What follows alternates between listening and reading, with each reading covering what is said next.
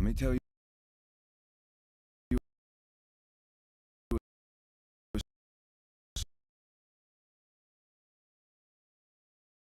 story about a beer rooted in the heart of America, found in a community where a handshake who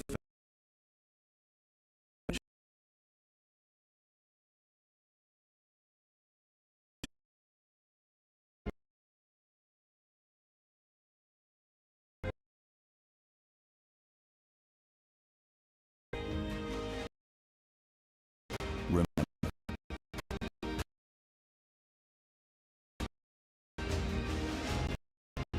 This is a story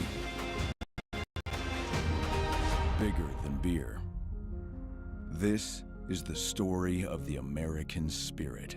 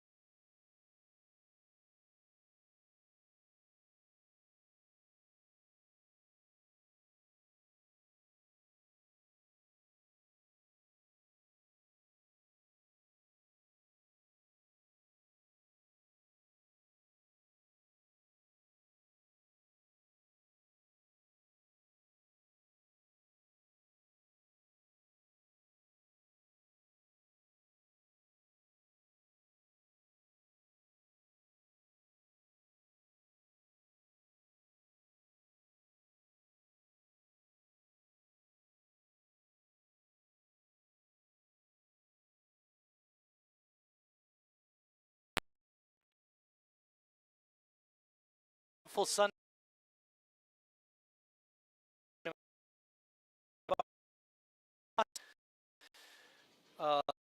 Green Bay, who also swept their doubleheader. Sheboygan is now 15 and 10 overall, 5 and 7 in the Wisconsin State League, and dropped down to 4th place. With a sweep today, Lucas, Sheboygan could finish the season series on top, 3 games to 2. So hopefully we can do that. In action yesterday, West Allis swept Kenosha. Green Bay swept Addison, like I mentioned.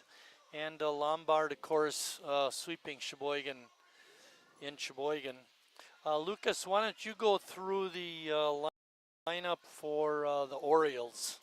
Starting the day for Lombard, leading off is Wyatt Warrow in center field. Aaron Holland is behind the plate. He's hitting second. Vince Spatafora is back in the 3 spot and still at third base. Ricky Colazzo's the cleanup hand. Davis Colley is hitting 5th. Jackson Springs at second base, and he's hitting 6th. Jordan Vasquez is the 7th-hole hitter. Hitting 8th is Parker Reinke, and he's back in left field. And then rounding out is Cody Fritas, and he's in right. Starting pitcher for Sheboygan is Jared Reklitis. He's going to be making his 5th appearance and 5th start. He has pitched a complete game. He's got 20 innings under his belt, given up 14 hits. Has struck out 27, but the number that stands out for me, Lucas, is only 4 walks. And that's pretty outstanding. He has an ERA of 1.80 and a 2-1 record. One of the things that held Sheboygan back was allowing Lombard to get the early lead. And you mentioned it while you're doing that second game. Sheboygan never even was, batted when it was a tie game. They were always down, and Lombard wound up scoring in the first inning of both games yesterday. Hopefully Jared can shut him down today. Yeah, not just took the lead, they even went out to 4-0 leads in both those 2 games. Defensively for Sheboygan, Jimmy Jurgensen is at first. Jacob Neese is at second. Harry is back over at third. Riley Palmquist is at short. In the outfield, Calvin Kiesler in left, Gus Walker in center, and Chase Hanselman in right. Cal Casper doing the catching, and Jared Recolaitis is on the hill. Pitches the ball, makes the count 1 ball and 2 strikes. So you were just talking about, this is really the most important inning for Sheboygan. Just get everything straight and keep it at a tie game. Game time temperature 78 degrees, sunny skies, and again the wind is from right field blowing across to left, so anything hit to left field will get a bit of a boost. And what was a 0-2 count is now a 3-2 count to Wyatt Warrow.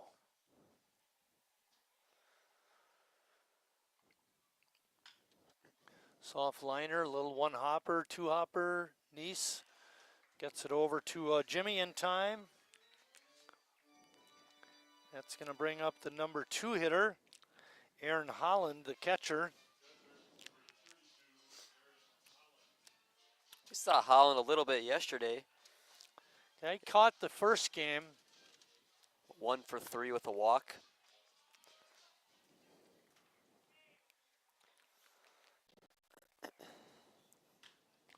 Holland lines one to left field. It's fair. It's down into the corner. Horn digs it out. And it's a stand-up double. Kiesler out and left.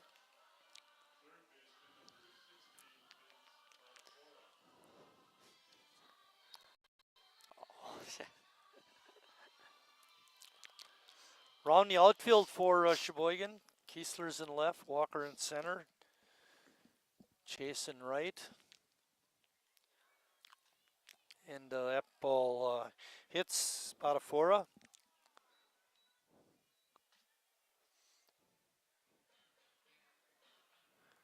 We talked about it yesterday, but Collazo had an interesting day. He only came to bat officially 4 times. He got 3 hits and drove in a couple runs, one with a walk, one with a sacrifice fly. Yeah, and then he had that double. Yeah, those 2 RBIs, like you were saying, via a sac fly and a walk, his first 2 at-bats.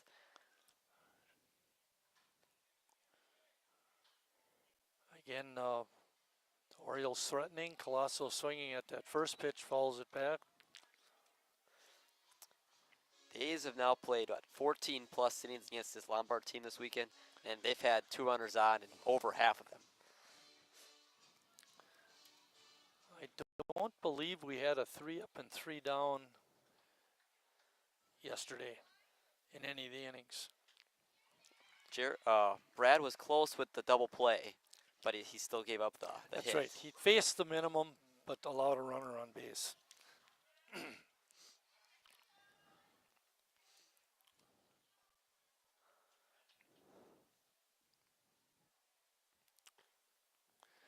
Pitch is down. Recolaitis wanted it, but umpire Doug Stenke didn't think it was a strike. Peyton Kelling is on the bases.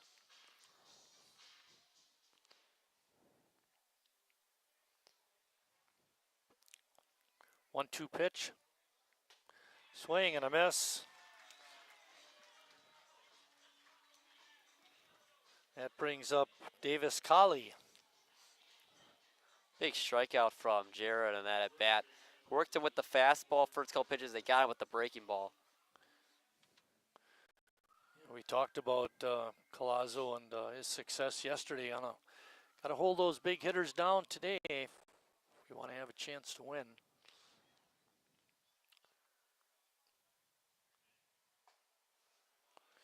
First pitch is a ball.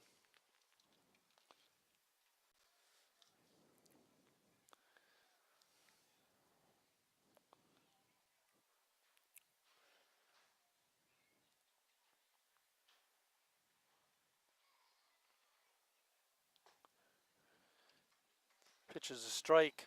Holland is on at second with his double down the left field line. Spadafora is on at first after being hit by a pitch.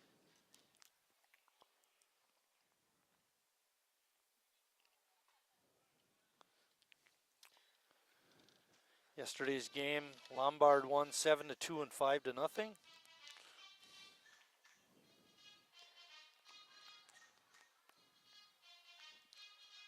They really took advantage of some of Sheboygan's best pitchers. They just really hit them hard throughout the game. Tim had his staff lined up for this big doubleheader, but Lombard was just too much for us yesterday.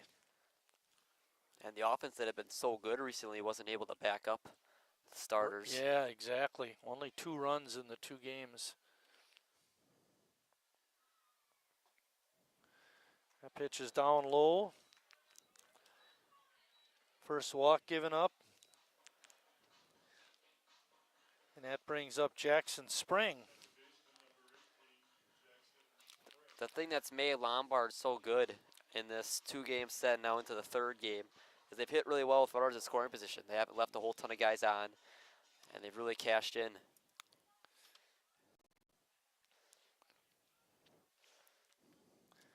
To that point, they allowed or left 6 runners on in the first game.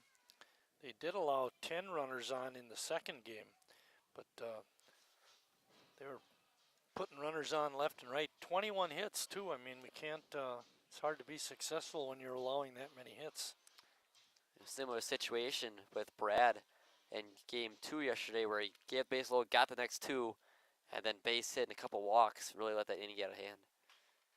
The soft liner out to Nice. He's got it, and that ends the inning.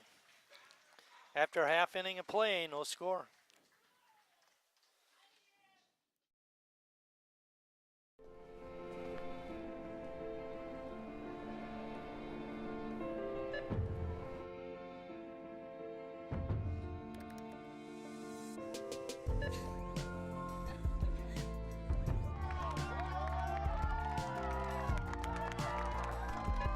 Whenever you shop Meijer, you help support programs like Boys and Girls Clubs and Girls Who Code that show kids they can dream anything and do even more.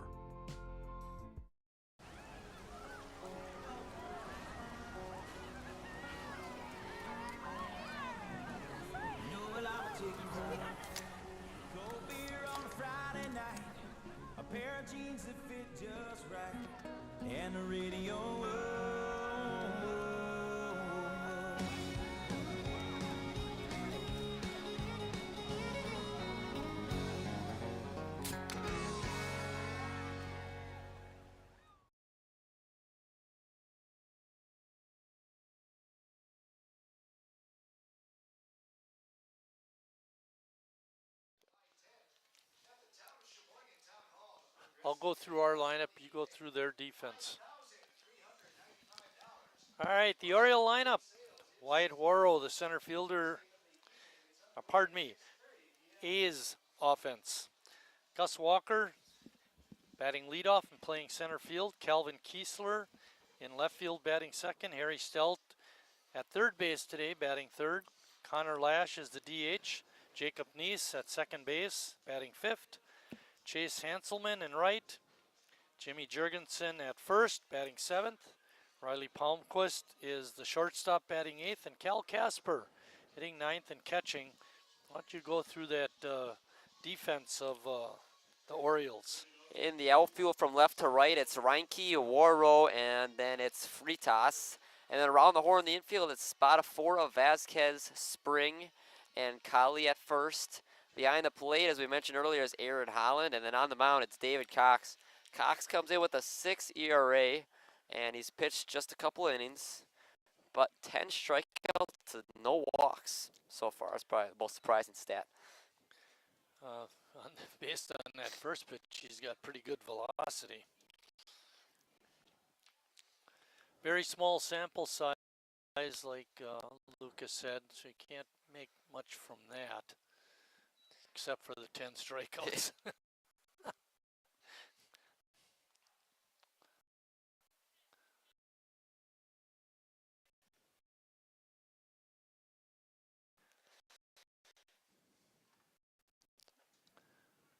saw where Lions has an ERA of, in the league anyway, of 0.32 with that shutout yesterday. Yeah, he showed. Gus loops one to left, and it drops for a base hit.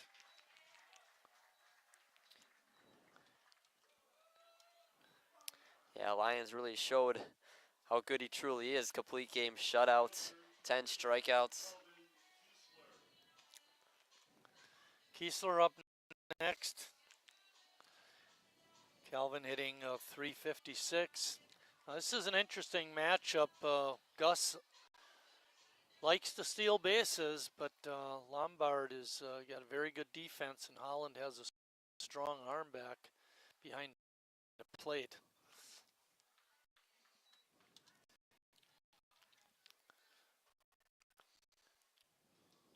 Nice to see Gus back in that leadoff spot. Kenny Nazy is coaching over at third.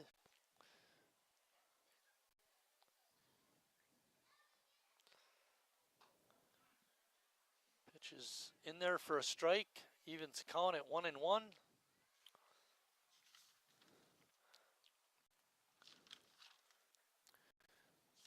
Pretty stiff wind blowing out to left. Walker on the move, throw down. And good slide by Walker, and he's in there with a stolen base. That's what we've been missing.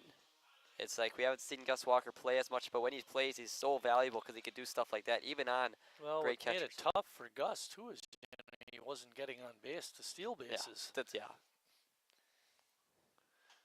And it seemed like the ball was foul. It seemed like so many times when he would get on, there was a runner in front of him.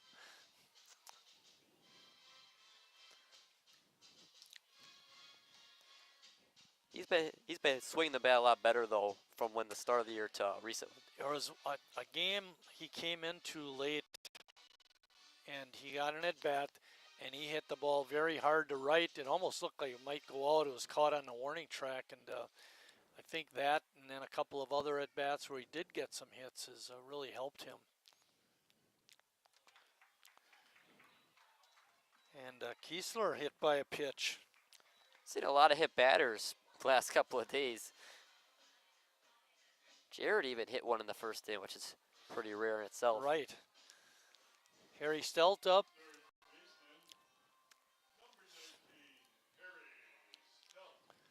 Harry leads the club in RBIs with 18. Hopefully he can pick up one or two right here. Cox's first pitch is down low. Harry hitting .403. Went down from yesterday too. That pitch looked pretty good, but it was called a ball. It's 2-0. Gus with great speed is at second. Kiesler with very good speed is at first.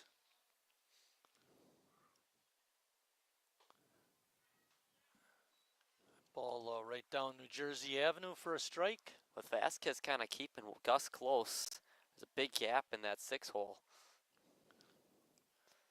Paid off for us yesterday in game 1.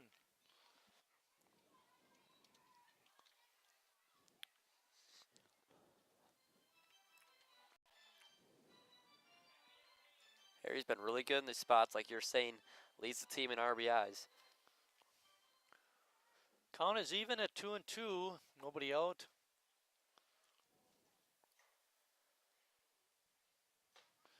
Harry with a big swing and a miss. Brings up Connor Lash.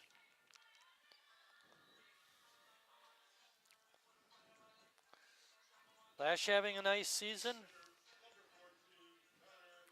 Just a touch under 350 batting average.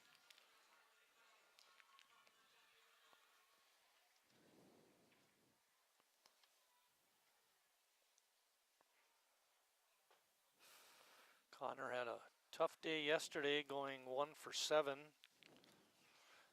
One of the things I was looking at the games, we had 14 hits, all of them singles. It's impressive, really.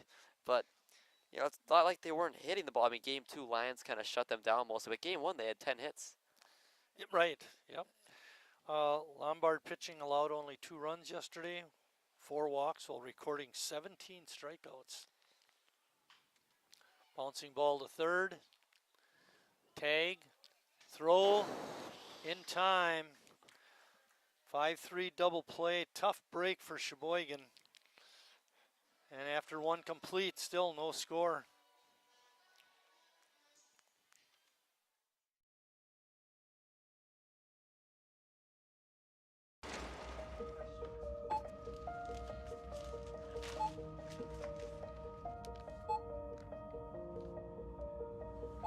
Whenever you shop Meijer, you don't just feed yourself or your family. You help support programs like Simply Give that feed our neighbors in need. Thank you.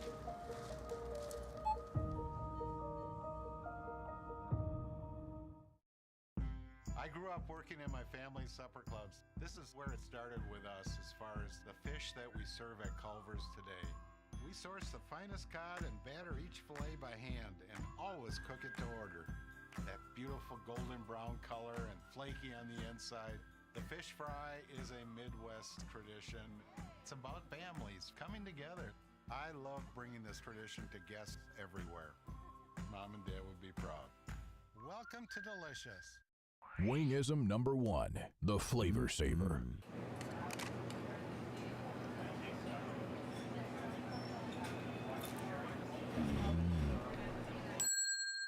Legend Larry's, the definition of flavor. Wingism number 2, the Joker. Then her dad walked in. Dude, we're done eating. Use a napkin. Serious? Yeah. Are you serious? Yeah, I'm serious. Why so serious?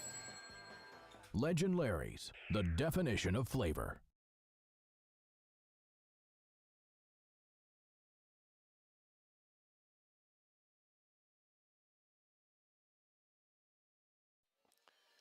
Jordan Vasquez is going to lead off the 2nd inning for Lombard.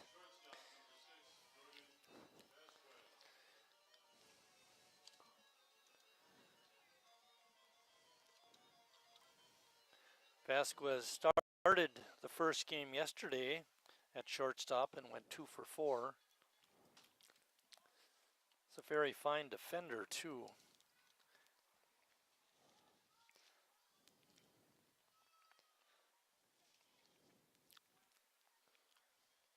And he's down. Did you see what happened? No, I would look down and I look up and he's Looked like he laying. twisted his ankle.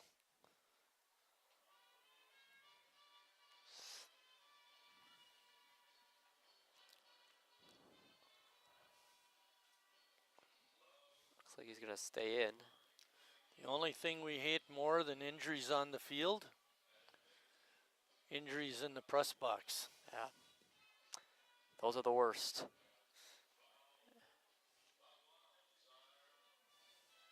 He must have just taken a wrong step and rolled his ankle. Yeah, I think he rolled an ankle.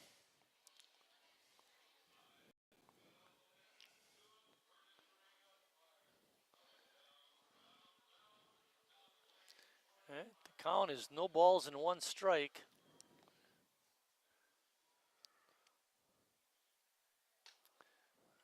Pitch is outside.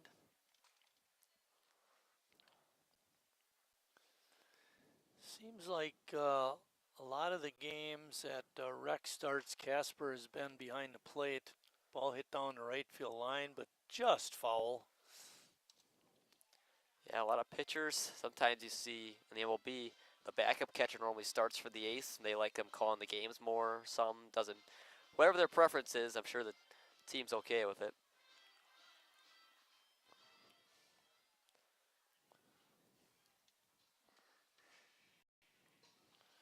Goes to be a superstitious thing. Maybe pitches better when Cal's back there. Yeah, right.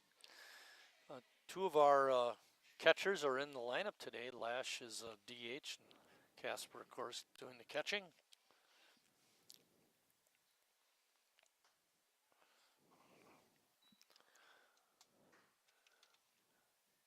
2-2 pitch coming up. Vasquez, the leadoff hitter in the second.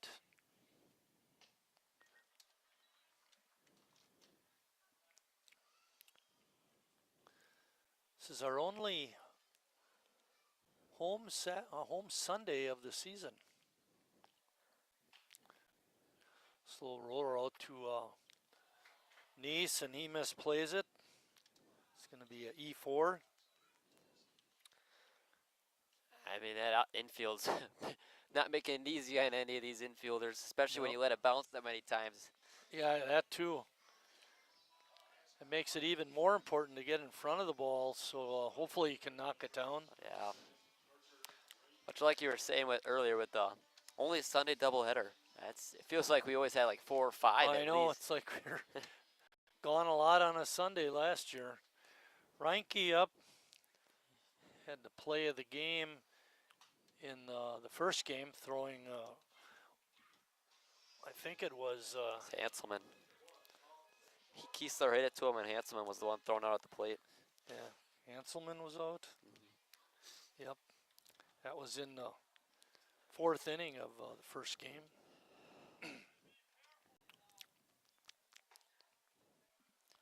Think about it, would have brought the game within 2 runs.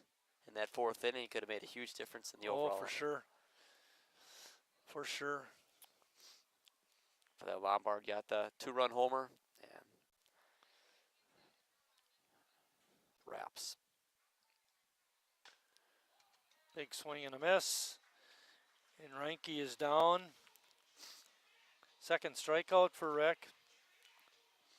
That brings up Cody Freitas.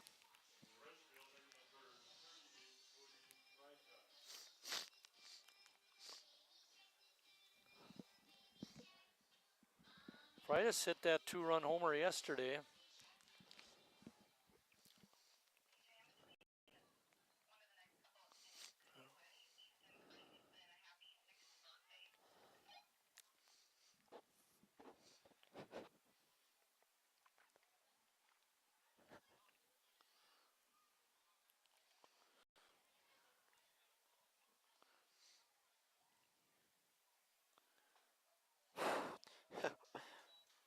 A breaking ball is in for a strike. We saw that a couple times with Brad yesterday too. The batter stepping out of the batter's box before the pitch is even in. Yeah, right. Avoiding the breaking ball.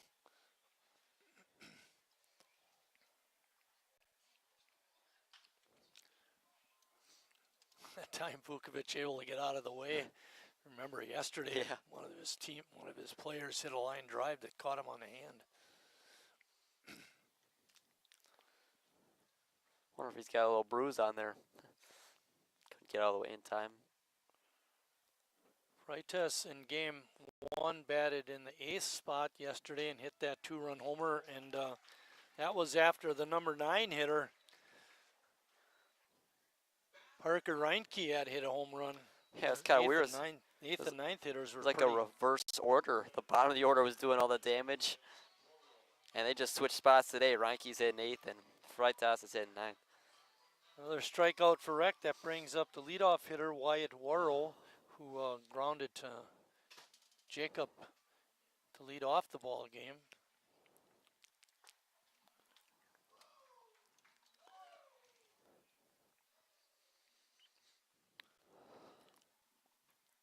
No score. We're in the top of the 2nd inning. 2 outs. Runner on the move. Casper's throw down is not in time. Stolen base for Vasquez.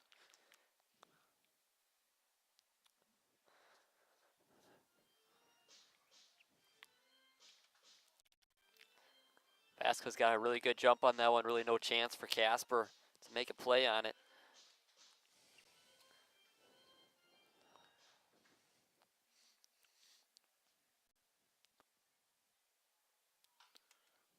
Ball's bounce foul. Vasquez makes the count 1-2. Vasquez kind of showing typical middle infielder. Has a lot of good speed, plays good defense, and get a little bit extra with the bat. He looked good yesterday, and he came into the 2nd game and moved Spring, who started at short, to second, and Vasquez went over to shortstop to finish out the game. Strengthened defense.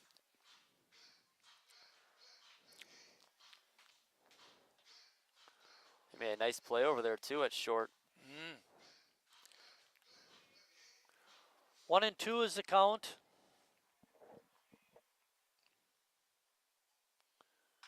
Pitch is lined out in the center field. That's going to drop for a hit.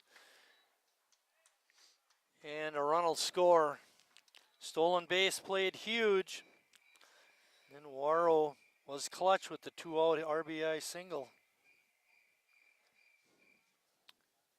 Unearned run for Recolytis though. Yes, unearned run. Brings up Aaron Holland, who did double in the first inning in his first at bat.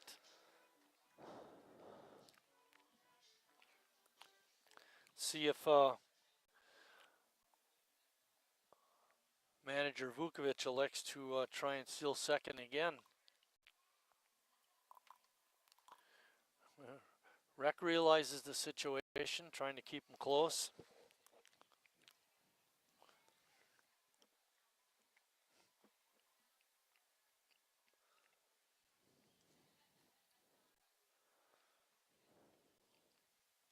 Long set for Recolytis.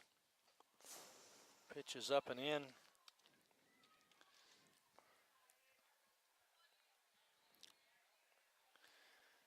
I mentioned earlier about the hits that Sheboygan had. They actually had 15 hits yesterday. I might have said 14, but anyway, they were all singles. There he goes.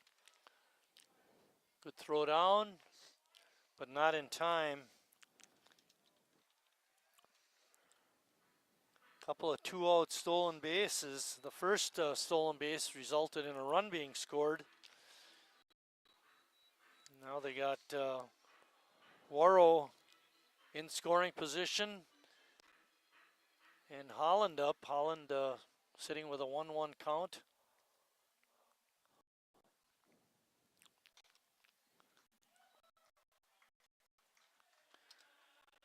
We didn't see Lombard run much yesterday. No.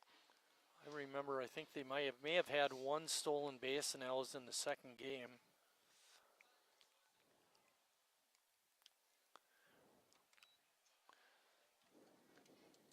Good stop by Casper. Keep the runner on second. Yeah, he doesn't get in front of that. Looking at a runner on third base just makes it even easier for Lombard to get another one back.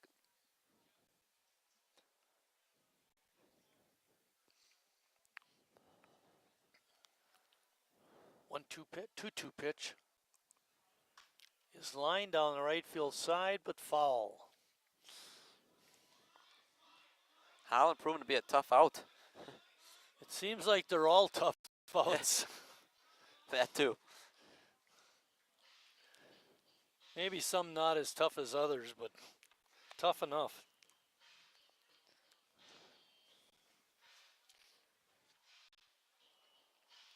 Another 2-2 pitch, 2 outs, man on second. Ball is hit out into left field, but ranging over is Kiesler, and he makes the grab.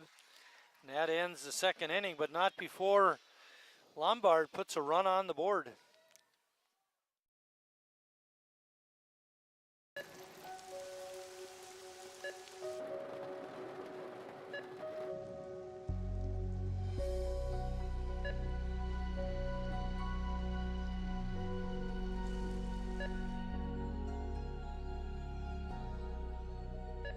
Whenever you shop Meijer, you help support organizations like Hope House Mission and New Hope Shelter that give people around here warmth, shelter, and care.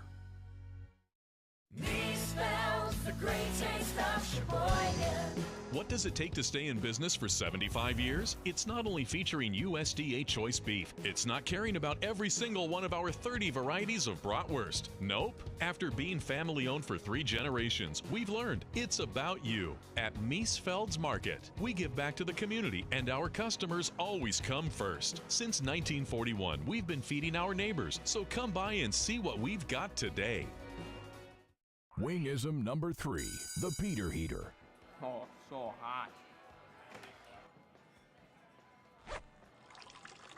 Oh, so hot! Legend Larry's, the definition of flavor. Wingism number 4, Tea Time. What are you, having tea with the Queen?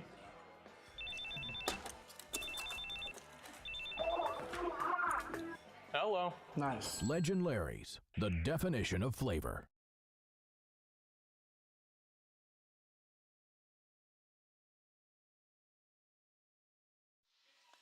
Jacob Neese is going to lead off. The Sheboygan second. In yesterday's doubleheader, Lombard committed no errors, and they've already had a nice play in the top of the first with that 5-3 double play started by Spadafora. Ground ball over to second. Spring has it for the easy out. Chase Hanselman is next.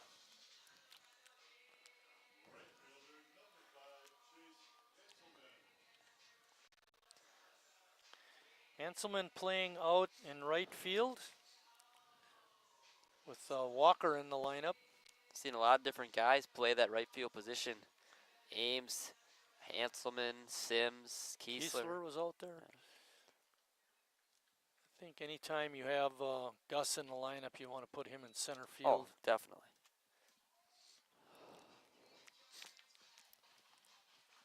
Got the only hit so far. More to come. Yes.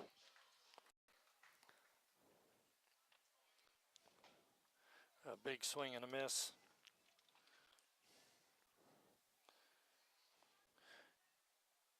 Chase was the Rookie of the Year last year.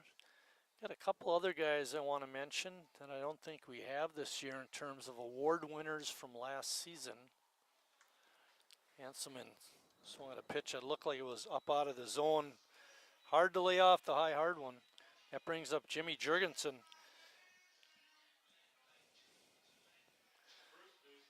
Sin Qua Non Award went to Jimmy Jurgensen. Sin Qua Non means without which, meaning if you don't have somebody like Jimmy around, it's hard to have a good ball club. And then the Manager's Award went to a former Sheboygan North baseball player, Ian Mary. He was a really solid catcher last year. Yeah, I liked him. He was a good guy. Ian got a job out of town. He's not playing with Sheboygan this summer. All the rest of the award winners are back.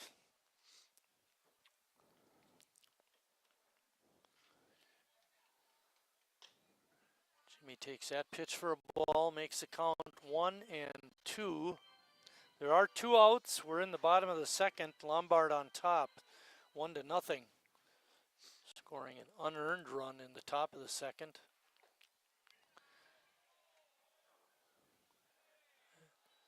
That check swing by a left-handed batter is almost an impossible call for the base umpire to make when he's stationed behind first base, because you really don't get a good look at it.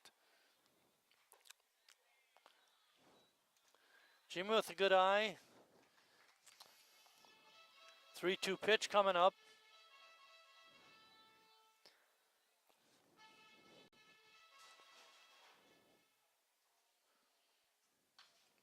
Ball's fouled straight back. Jimmy's been a lot more disciplined past couple of weeks, getting a lot more walks, hitting the ball and play a lot more, waiting for that pitch and not try to swing early.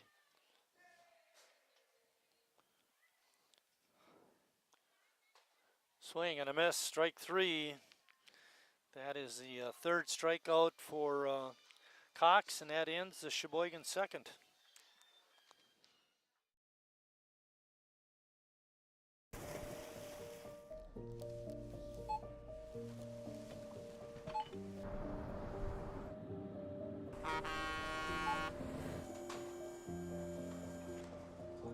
Whenever you shop Meijer, you shop for more than yourself.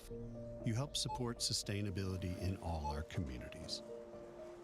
Thank you. Today, tomorrow, and for years to come.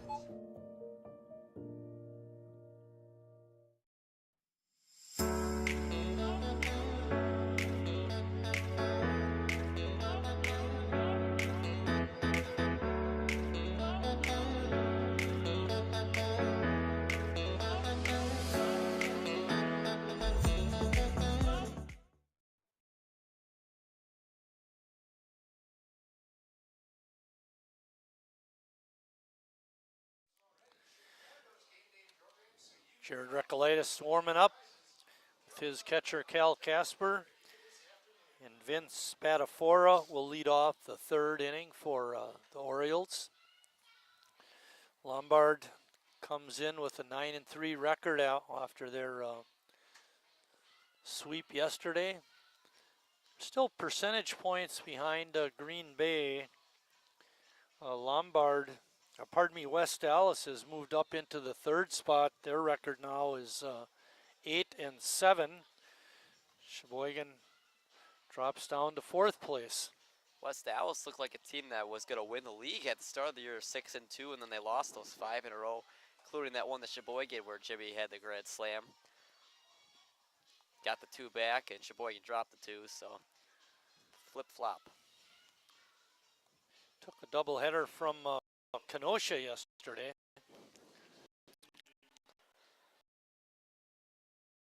And Lombard and Kenosha are not playing state league games today.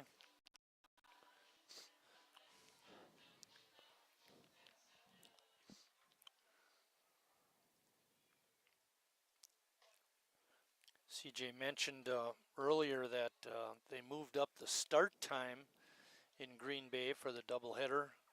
They're playing against Addison to try and get those games in because of the weather. High fly ball out to Walker. He's got it.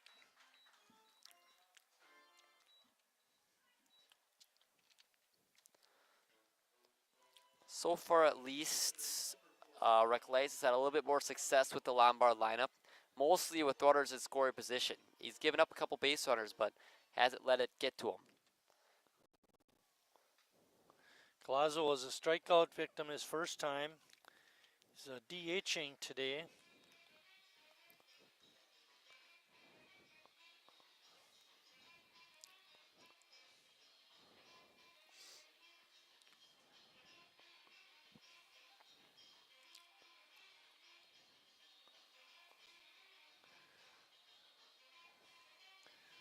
I think umpire Stanky was asking Jared, what do you have in between games, double brat? And then Jared said, yeah, I think so. What do you have? And he says, I think I'm going to have a couple hot dogs instead. And then Jared said to him, I think Casper's okay now. We can start the game again. Sometimes you gotta know what's his go-to between game meal. Yeah, right.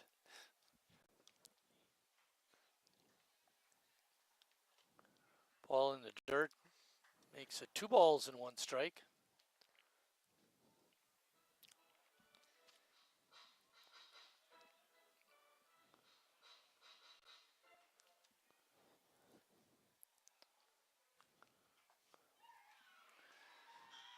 You look at Colazo's body language in the batter's box, but he just looks like he's ready to hit.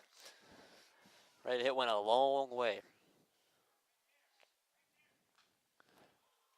Falls that one at home plate.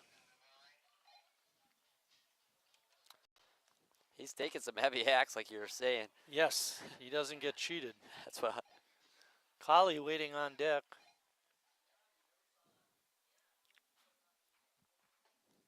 Call, strike 3.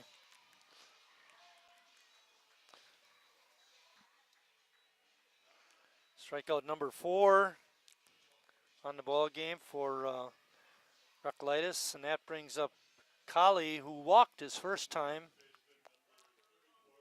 Only walk so far in the game.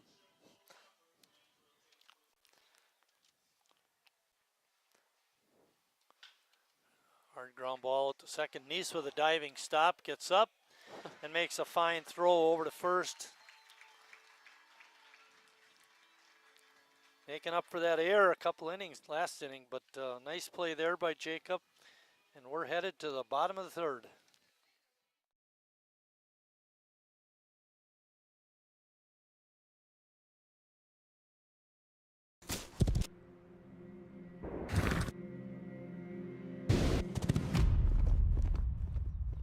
Let me tell you a story about a beer rooted in the heart of America, found in a community where a handshake is a sure contract, brewed for those who found opportunity in challenge and hope in tomorrow, raised by generations willing to sip, share, risk, remember. This is a story bigger than beer. This is the story of the American spirit.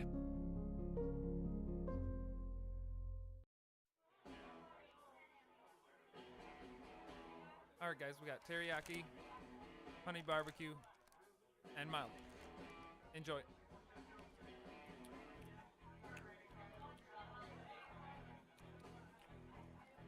All right, DOA wings, hottest on the menu.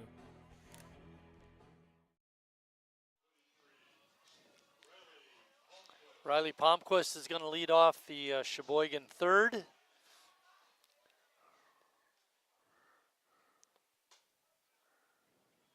Riley playing at shortstop again, per usual. He's kind of like Gus. Whenever Gus is in the lineup, he's in center. Whenever Riley's in the lineup, he's at short. Yeah, we don't see him play too many other places. I can't remember the last time he's played second base. No, he's valuable at shortstop, so you don't want to move him around too much. Vasquez takes that ground ball and flicks it across for the out. That brings up the number 9 hitter, Cal Casper. Cal hit the ball hard a couple of times yesterday, but no hits to show for it.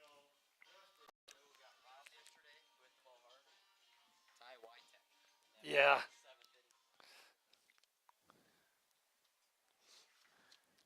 That one, is that the one to deep to right? That ball takes a bad hop on the first baseman, give Casper a base hit.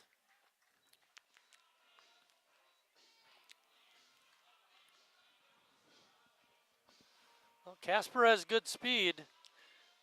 Now back to the top of the order with Gus Walker.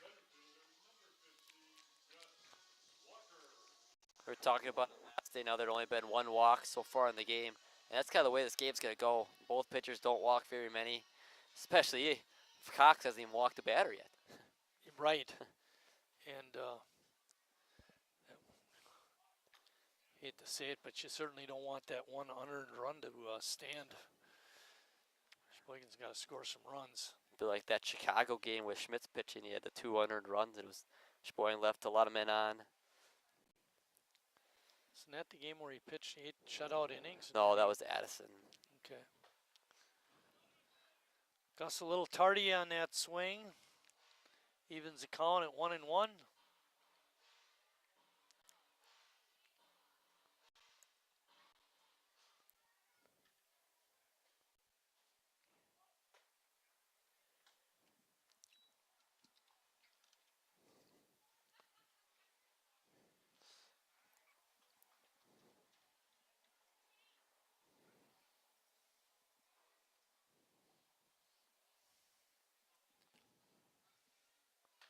Gus takes that pitch inside, makes it 3-1.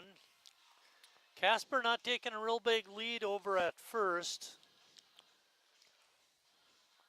You know, even when Gus stole that bag, Holland made a really nice throw down to second base. I watched after the warm-ups, after the pitcher's last warm-up pitch, and Holland threw down. It was right on the bag. Just a fantastic throw. He's got a strong arm. Gus dribbles that one foul.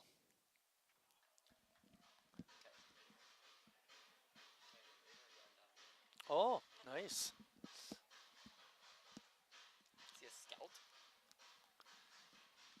3-2 is the count.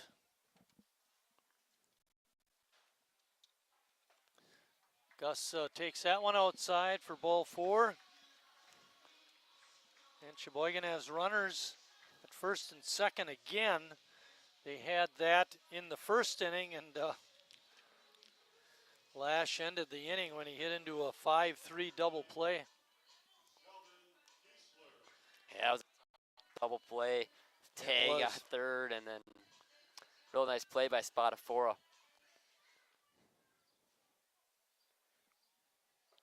Kiesler takes that first pitch low. Calvin reached in the first after being hit by a pitch.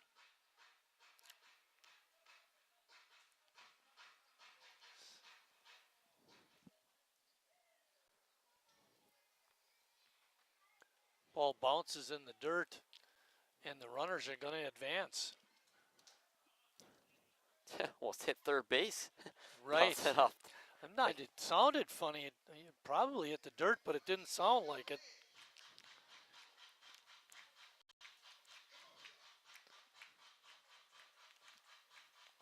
Now an even better situation than that first inning. 2 runners in scoring position with just the one out. Takes the traditional double play out of play. That pitch is called a strike.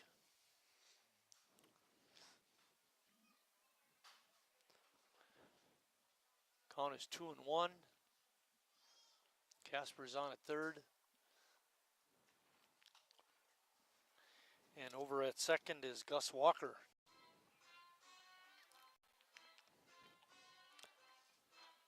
Definitely good speed at second. I think anything in the outfield is probably going to score Gus. Kiesler hitting .356.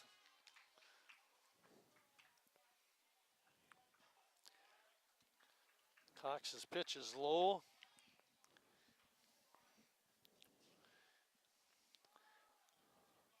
Not as consistent this inning as he's been.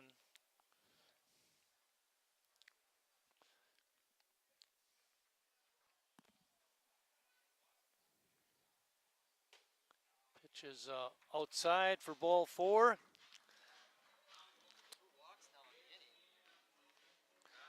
Last 2 batters, right? And that brings up Harry. Excellent opportunity for Harry to drive in a couple of runs.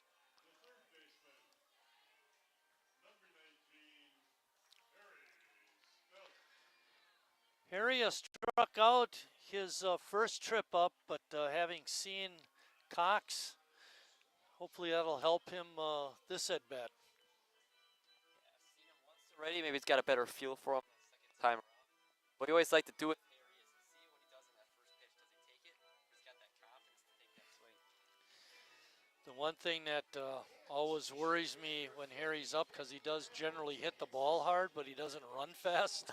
So susceptible to double plays.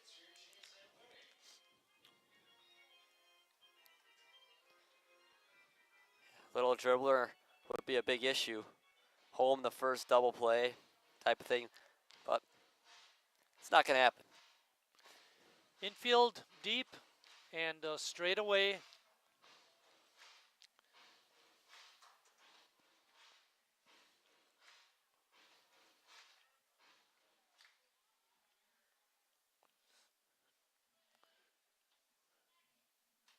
Harry swinging at that first pitch, Lucas. You called it. Yeah. Slightly better at that stuff. Can never be like you.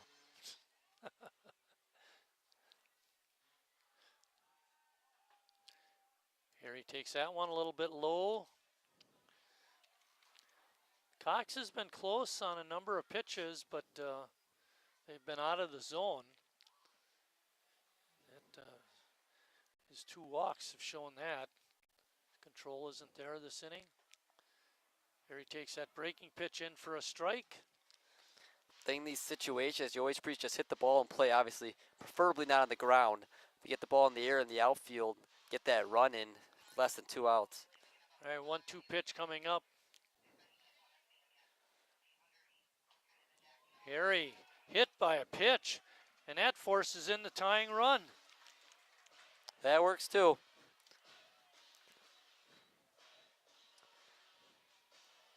And that's going to bring up Connor Lash. And coming out is Tim Stoddard, the Lombard pitching coach.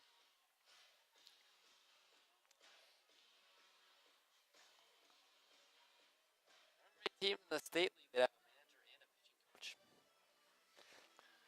Yeah, I don't. Kenny Nazy's not a pitching coach. He's more like an infield hitting kind of guy. And that's going to be it for Cox. Short outing for that young man. 52.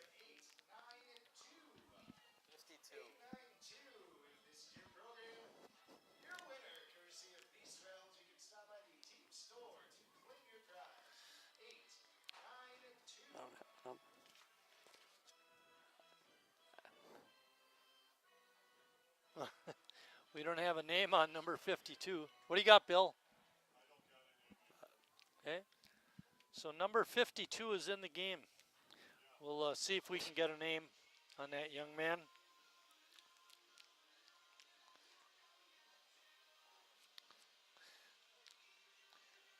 Do you want me to go ask?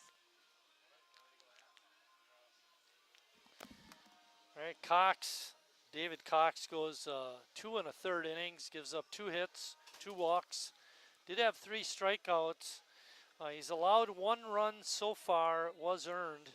And he's also responsible for the 3 runners on base.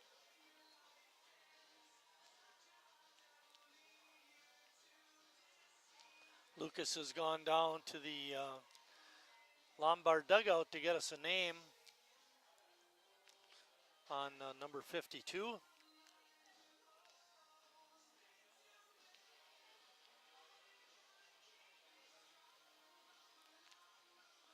Our next broadcast will be on Tuesday, July 1st. It's a 7:30 game against West Allis.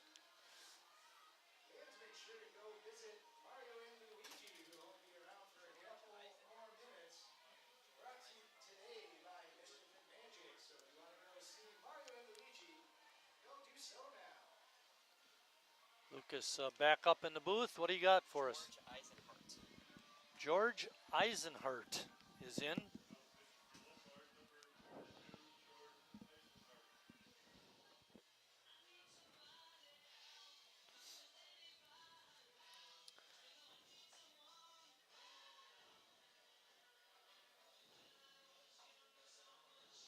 Let's hope that Connor Lash can have a little more success in hitting into a double play. Hit the ball hard enough to Spadafora, but ended up being a double play ball.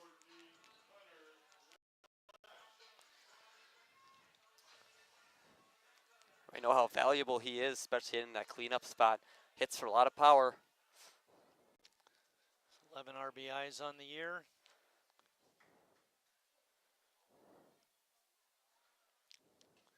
First pitch is outside the zone. Gus is at third. Kiesler's on at second, and Harry's over at first. Casper is on the bench, scoring the first Sheboygan run of the ball game.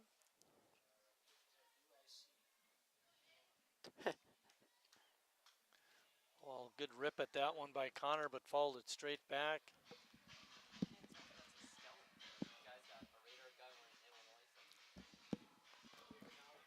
That's what I was thinking.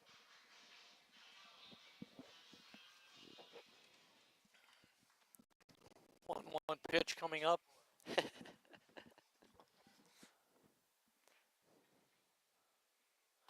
Eisenhart's pitch is outside the strike zone for ball 2. George Eisenhart, number 52 in the ball game for number 41, David Cox. Vukovic not wasting any time. with making a pitching change. Ball is hit high to left field. Catch is made, tagging up is Gus, and he will go home and score on the sacrifice fly by Connor Lash. And Sheboygan has their first lead of the weekend. Can't complain about that at all, especially hit the ball in the air, and that's exactly what Lash did and brought home a run. Still have good speed at second in Calvin Kiesler if Jacob can come through with a base hit. Kenny Nazy again coaching third. Tim Moyer sticking around the bench.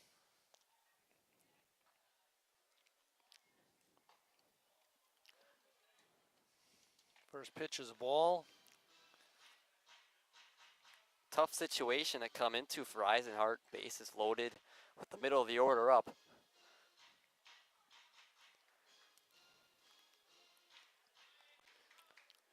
Nice with 12 RBIs on the year. Swing and a miss. Not a good swing there. Didn't seem to have his feet set.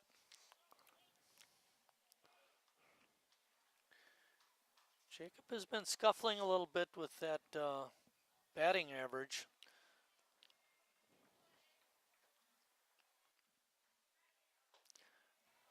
Pitch outside the zone, swung on and missed. If you're Eisenhart, you can't go a slider, a curveball outside or low. Yeah, I don't think he needs to go in the strike zone to get the batter. Come on, Jacob.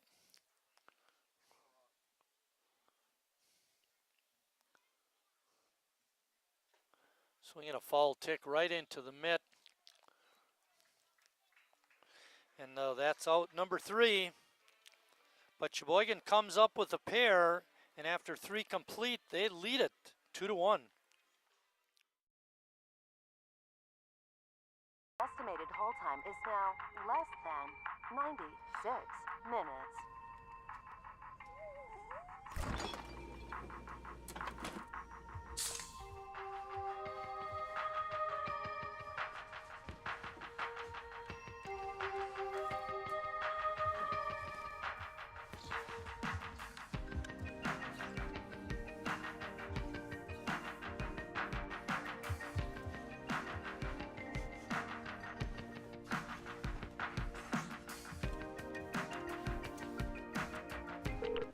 We thank you for your patience.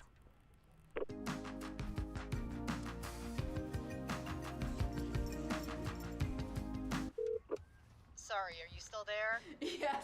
Okay, please hold.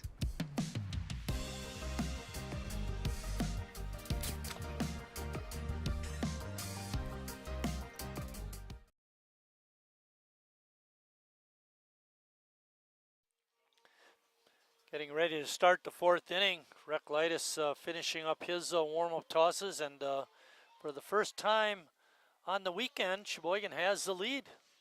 Feels good. Yeah.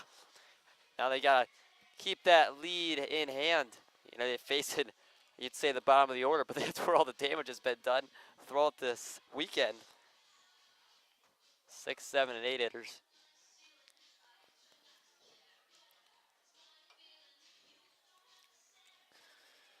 We had talked about at the beginning of the game that it was important for Sheboygan to get the leadoff guy. Don't let him get ahead right away. Now that we have the lead, I think it's even more important to trying to get that leadoff man. Yeah, definitely, they've done it. They've done it 2 out of 3 times so far, gotten the leadoff guy, and the 1 inning they didn't. Well, they should have got the one guy too as an error. Jackson Spring leading it off. Spring playing at second base today. And Jackson's first at bat, he grounded out to his counterpart, Jacob Neese.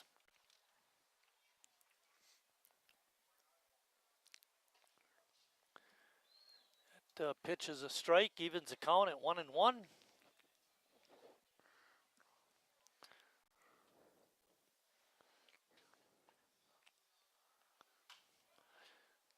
And right out to Jacob. He makes a clean pickup and throw. And the leadoff man is out. Deja vu. In this fourth inning, and that brings up Jordan Vasquez, the shortstop. Nice thing. Go ahead, Lucas. Nice thing about spring defensively, you got a true shortstop playing second base. That's always a benefit to that Orioles defense. Vasquez reached and scored his last time up. That was back in the second.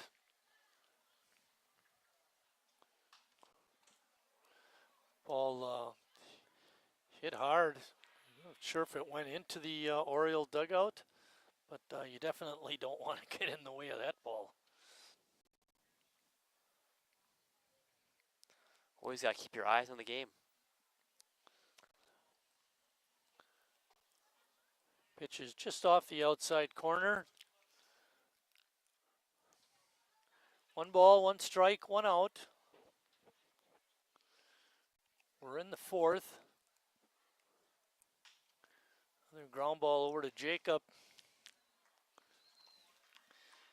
And another easy out. Saves on the pitch count, Lucas. It's even better when that kind of weak contact. You know, not hitting them too hard recently, at least. Retired the last 6 batters. Parker Reinke, the left fielder, is up.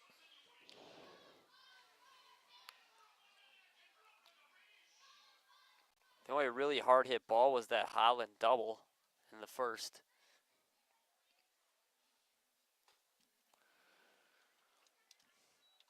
Reinke was a strikeout victim his first time up today, and the wind actually is howling out to left.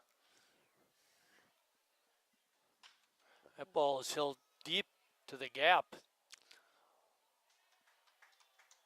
All the way out of here, a home run. Wow. Two home runs on the weekend. What a thorn in the A's side Reinke's been these 2 days. Did I mention the wind was blowing out that direction? So quick 2 outs in the fourth, and then the home run by Reinke, and we're all tied up at 2. Last 3 batters before Reinke, I grounded out to Jacob. Ball is popped into left field, but it's going to stay in the yard. And Kiesler makes the one-handed catch, and we're out of the fourth, but not before Lombard ties up the ball game.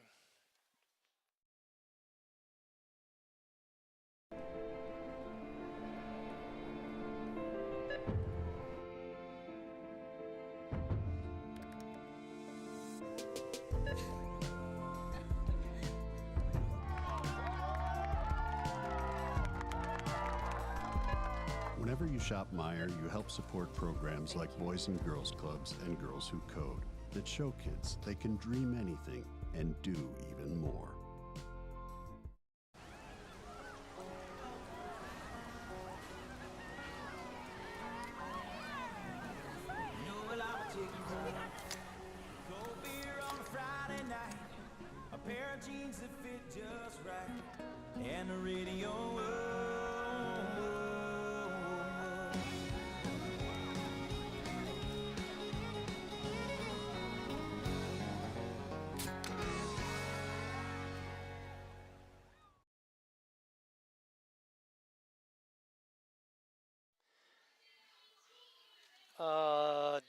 David Cox's line is now complete. We had mentioned he went 2 1/3 innings, gave up 2 hits, 2 walks, and 3 strikeouts. He did allow 2 runs, and both of those runs were earned. It's now George Eisenhardt's game to win or lose.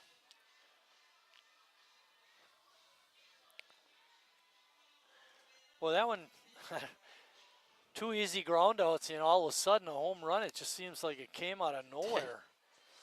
And you're saying that, you kept saying that wind blowing out to left.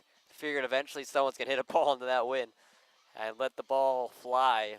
That's exactly what Reinke did. And surprisingly enough, the next hitter hit one out to left, but not close to being out of the ballpark, but still. Hanselman is going to lead it off for Sheboygan in the fourth. And you were saying coming in to yesterday even, you want the A's to come out fired up. You know, they dropped the first 2 games. You want them to come out with the passion they have so far. Pitching's been really good other than that 1 home run, but the offense has really fought and got the 2 runs in that previous inning, the third. It's nice when you have your best pitcher on the mound and can hopefully keep you in the game.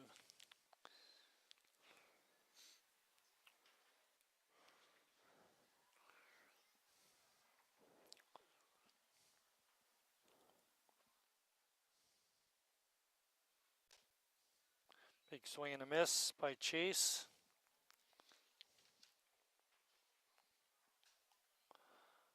Eisenhardt, a big right-hander, throws pretty hard.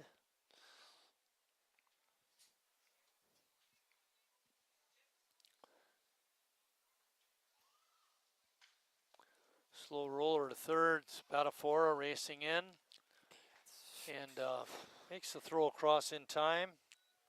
Eisenhardt, another one of those Division I players on Lombard, attending UIC, University of Illinois, Chicago. The Flames. Jimmy's up.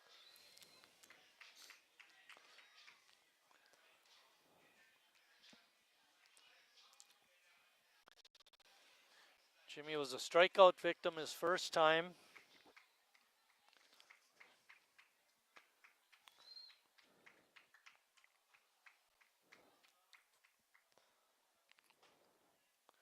Sometimes, Lucas, what happens with me, you know, Jimmy hit that big grand slam to win the game the other night, and I think, how is that going to affect him, you know, the next game or so? Is he going to be trying to hit home runs? Is he going to stay focused on the ball? You know, those kind of things. Ball's popped up on the, not on the infield, but out to the center fielder, Waro, who makes the easy catch. You know, Jimmy's been in that spot before. To him as much of maybe it was his first time in a big home run like that. Yeah, he's a veteran. Should give him a little more credit, you know, You'd on my hope. part. You'd hope. Riley Palmquist is up next. Riley lines one out into center field. No, it's caught by the second baseman. I got that one way off. Spring makes a catch on a soft line drive, and that ends the Sheboygan fourth inning. After 4 complete, we're all tied at 2.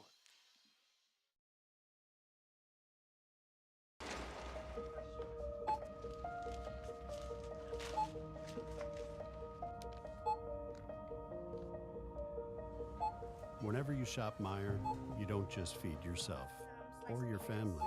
You help support programs like Simply Give that feed our neighbors in need. Thank you.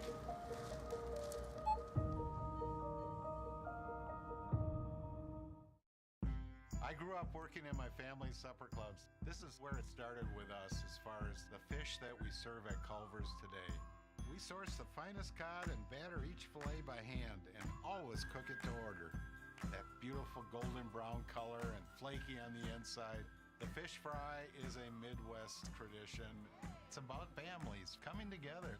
I love bringing this tradition to guests everywhere. Mom and Dad would be proud. Welcome to Delicious. Wingism number 1, the Flavor Saver.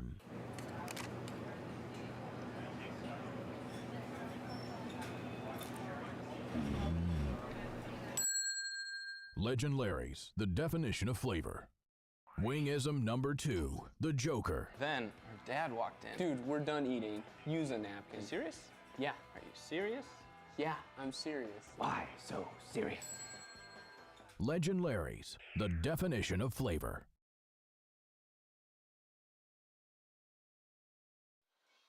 Back here at Wildwood Park, getting ready to start 5th inning action. For Lombard, it'll be their 1, 2, and 3 hitters. Yeah, and all 3 of them have reached, 2 of them via the hit, and 1 of them, Holland's got that double. They've been good so far.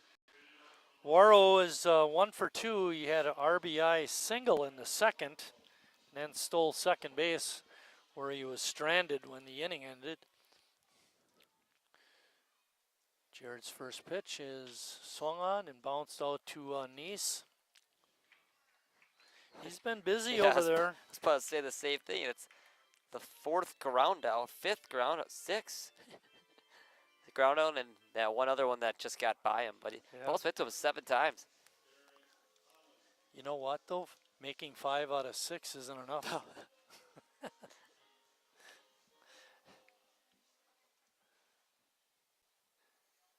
61 pitches for Jared. We had a little contest. Lucas was drawing up the pitch count on his phone. It's on Game Changer, and I said, I bet he doesn't have over 60 pitches. And I think he had 59 or at least 60 right on. I think it was, 60 probably on the dot. So we were close. Pitch count in good shape. Pitch as a breaking ball in for a strike. No balls and 2 strikes on Holland.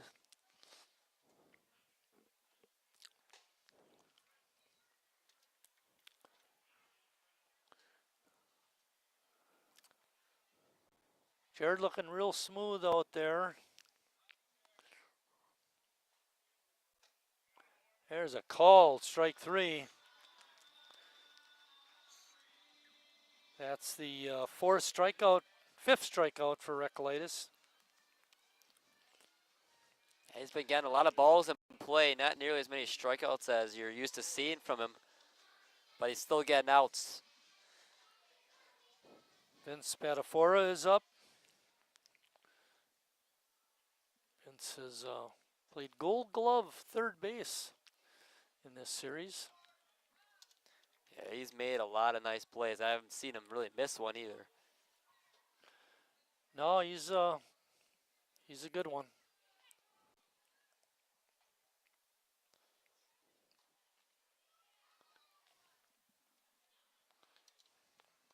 There's 2 outs. We're in the 5th inning.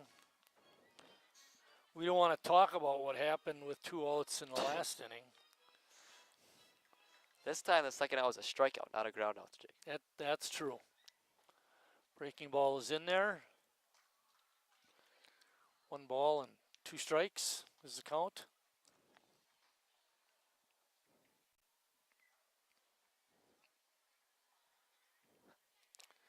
And a call, strike 3. Recolytis looking very strong in this 5th inning. Let's hopefully his offense can get him a couple of runs.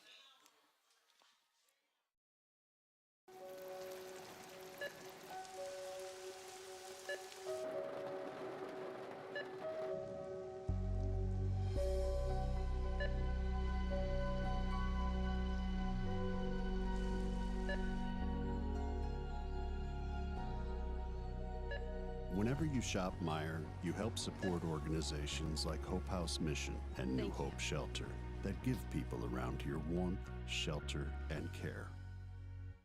Me spells the great taste of Sheboygan. What does it take to stay in business for 75 years? It's not only featuring USDA choice beef. It's not caring about every single one of our 30 varieties of bratwurst. Nope. After being family-owned for 3 generations, we've learned it's about you. At Miesfeld's Market, we give back to the community, and our customers always come first. Since 1941, we've been feeding our neighbors, so come by and see what we've got today. Wingism number 3, the Peter Heater. Oh, so hot. Oh, so hot! Legend Larry's, the definition of flavor. Wingism number 4, tea time. What are you, having tea with the queen?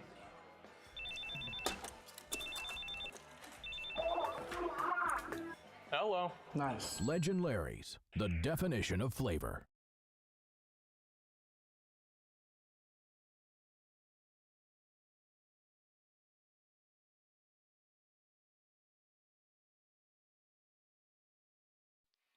Trevor Fishman now pitching for the Orioles, and Lucas was just pointing out that in 11 innings, he hasn't allowed a run. Another one of the very good pitchers on the Lombard staff. Even more impressive, that opponent batting average for him, .59. Well, how about if Casper shows them what Sheboygan A's baseball is all about. Cal singled and scored in the third. He was the first Sheboygan run. Gus Walker scored the second on the sacrifice fly.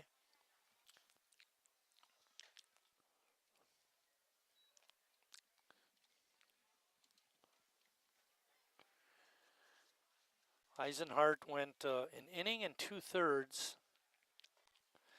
Gave up no hits, no runs, no walks, and had a strikeout. I guess he just wasn't pitching well enough. Yeah.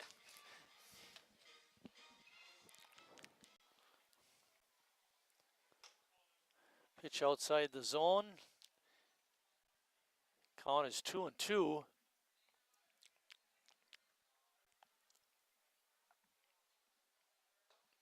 Swing and a miss. That's going to bring up Gus Walker. I think the good thing for Sheboygan is that Fishman's going to have to face the meat of their order coming up.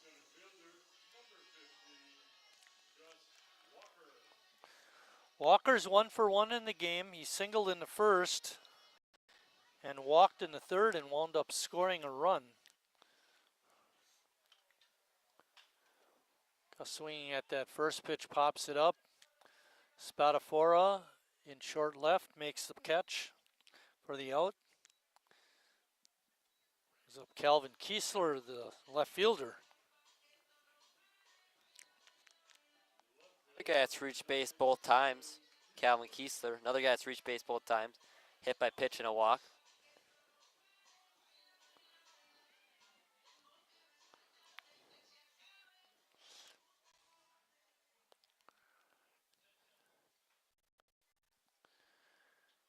If you're thinking strategy in terms of Vukovic, maybe these relief pitchers are not going very long, so he has them available in game 2.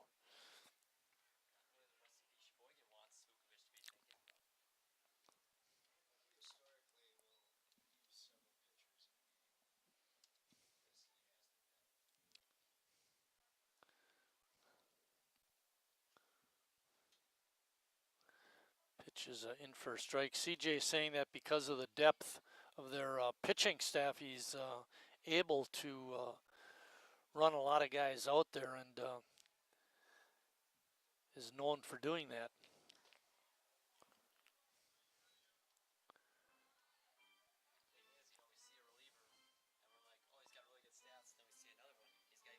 Yeah, right. When does it end? A swing and a miss, and that ends the Sheboygan 5th. When we come back for 6th inning action, hopefully we'll have Recolytus still out there.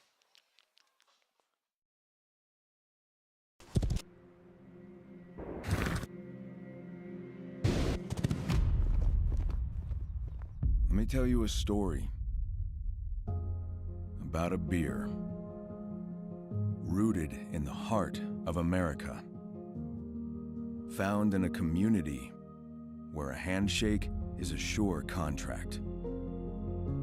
Brewed for those who found opportunity in challenge and hope in tomorrow. Raised by generations, willing to sip, share, risk, remember. This is a story bigger than beer. This is the story of the American spirit.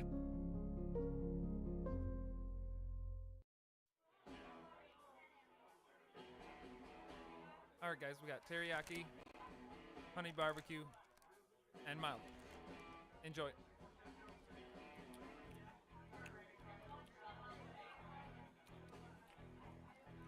right, DOA wings, hottest on the menu.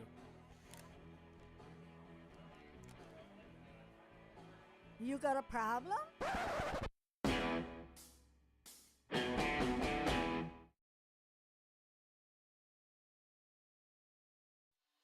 Ricky Colazzo is going to lead off the 6th inning for Lombard. He's 0 for 2 today.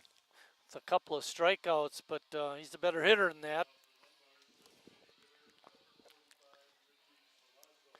And good to see that he's not a right-handed batter because that ball is carrying out to left field.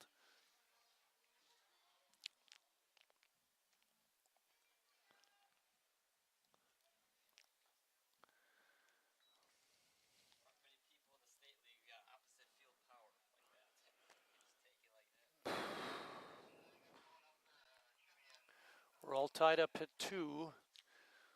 We're in the 6th inning.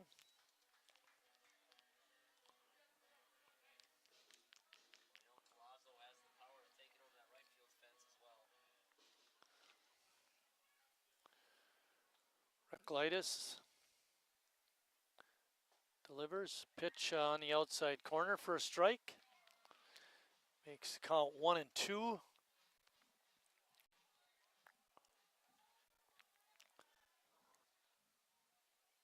Swing and a miss on a good breaking pitch on the inner half. And Colazzo goes down on strikes for the 3rd time in the game. That'll bring up Davis Colley. Reckless is really all 3 times. He hasn't come up with much.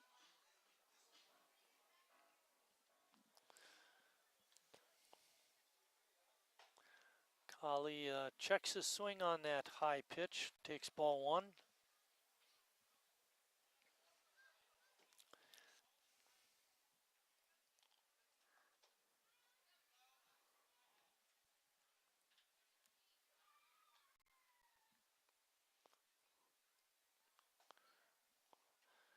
Pitch in there for a strike.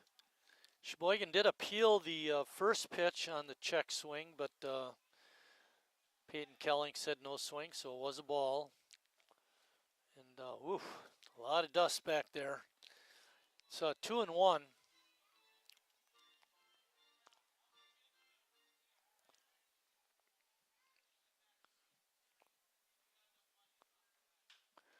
High bouncer out to Jacob.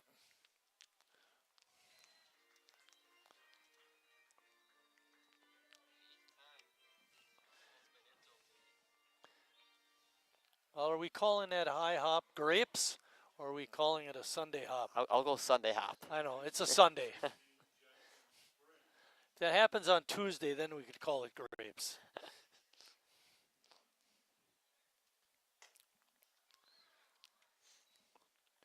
First pitch is a ball.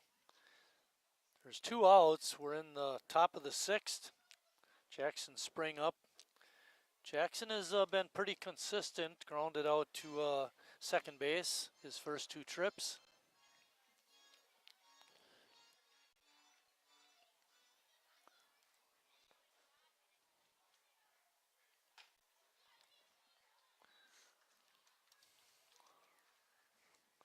When we get to the Sheboygan half of the 6th, it'll be Harry, Connor, and Jacob. 3, 4, 5. Definitely the part of the order you want up against a good arm. Yeah, exactly. 1-2 pitch. Breaking ball in there for called strike 3. Another great inning by Jared Reclitus.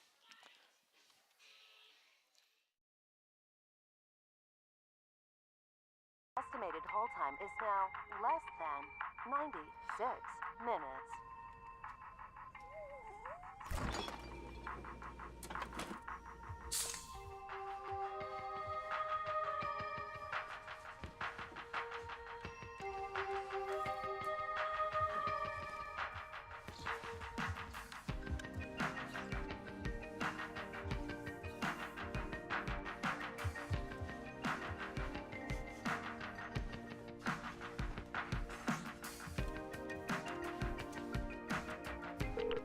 We thank you for your patience.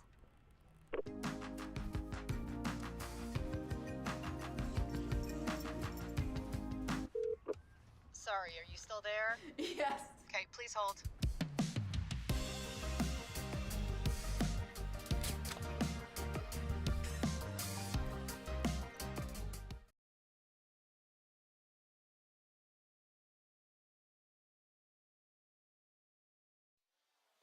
Back here at Wildwood Park, getting ready to start the bottom of the 6th. And in the words of Lucas Schulze from about 3 weeks ago, let's get one and get them down in the 7th and come home with a victory. But instead of scoring 1 that time, I think we got 6.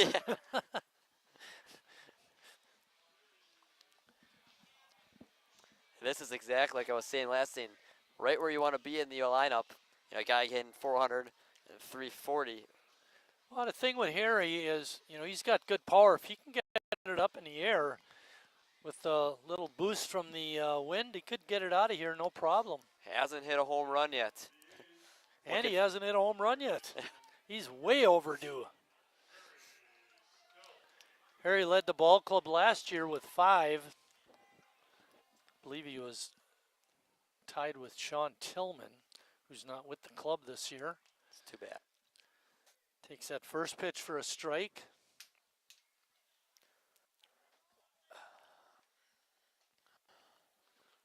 Holland trying to pull it into the strike zone, but it was outside.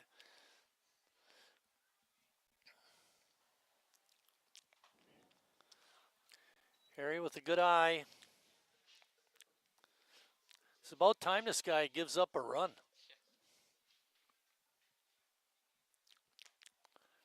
Good pitch. Strike 2. Count is even.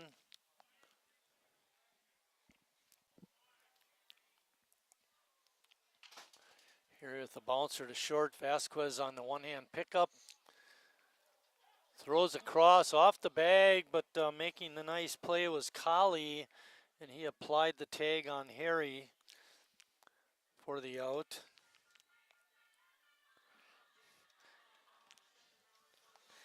Nicer play by Collie than Vasquez. Yeah. Connor Lash is up.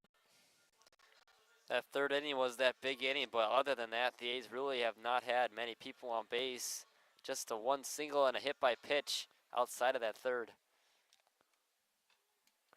Fishman has retired the 4 A's hitters he's faced. And Eisenbarth Hart only faced 5 A's hitters. He got all 5 of his. They do too. Eisenhart and an Eisenbarth. Yeah, he's got a lot of heart. 2-0 pitch.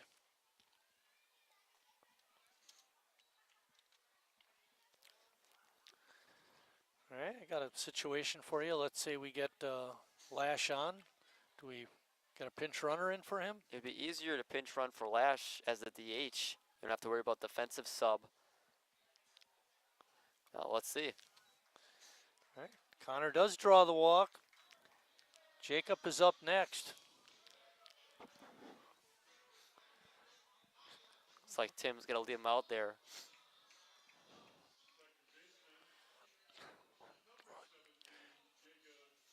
Jacob has a couple of home runs on the season. Leads the club in walks with 18. He's got 17 walks. Thought he had one today. He's got thunder in his bat. He's hit him long and deep. And the wind is blowing out more to center field now.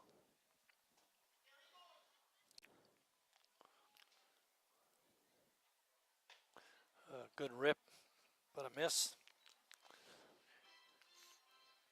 You're thinking about Connor Lash and stolen bases. He does have 3 on the season. Their pitch touching the outside corner for a strike. It's a tough situation. You don't want to make it out on the base, especially with Holland's arm. Exactly. So more than likely, Lash probably won't be going here.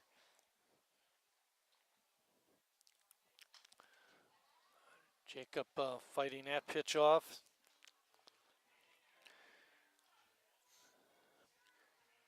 Jacob did not look good his last at bat. He's swinging the bat a little more aggressively this time up. Couldn't lay off the breaking pitch outside. I spoke too soon, Lucas. They're even criticizing me down at the other end of the press box. It was an aggressive swing, though. Chase Hanselman up. Yeah, I thought, I didn't think he should have swung at that last one. It's tough, 2 strikes, you know. Gotta know I the know, zone. right? Yep, exactly.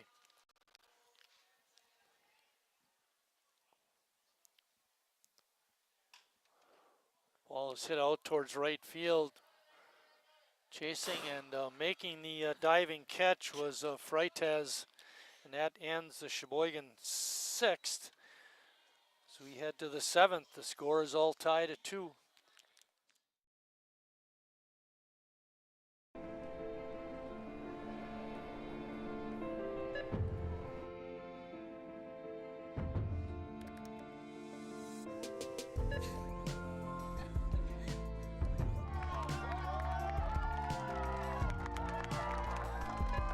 Whenever you shop Meijer, you help support programs like Boys and Girls Clubs and Girls Who Code that show kids they can dream anything and do even more.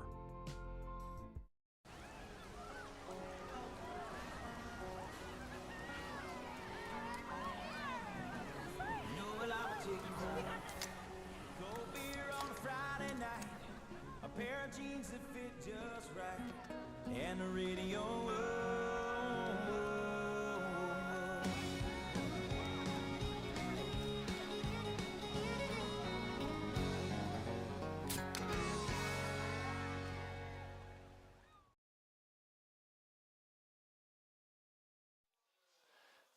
Getting ready to start the 7th inning, and toughest part of the order for Lombard, 7, 8, and 9 hitters. Today, those 3 batters have got a run, 2 runs scored, and a home run. Yeah, especially got to watch out for Reinke. He's due up second. He's got that home run. You know, we had the right guys up that last half inning. You know, good power, right-handed hitters. If we can get it up in the air to left, you know, hopefully it'd carry out. But Fishman, 2 touch.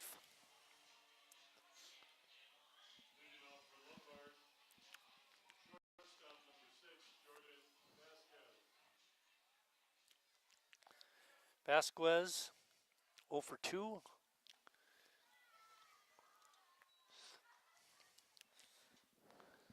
Good looking ball player.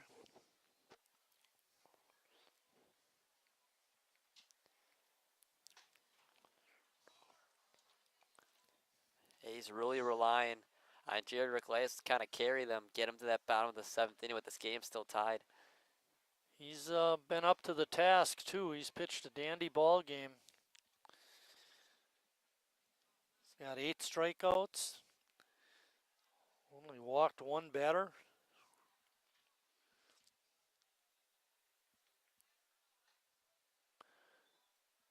Pitch is in for a strike.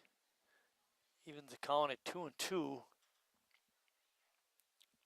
Harry even with the bag at third. Bouncing ball up the middle. Neese cannot flag that one. Gets through to right center field and leadoff base hit. And that's going to bring up Parker Reinke.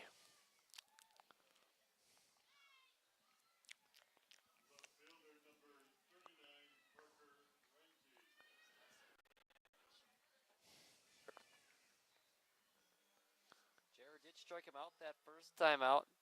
I'm sure he'd love that again, but also would love a ground ball. Only the 4th hit allowed by Jared.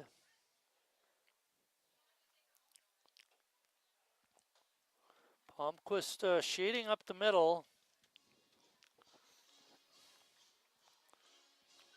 Harry deep at third. A lot of room on that left side of the infield for Reinke.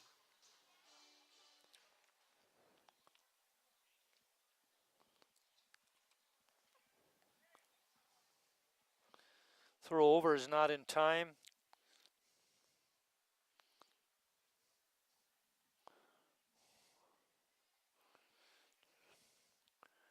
Waiting on deck is the 9th hitter, Cody Freitas.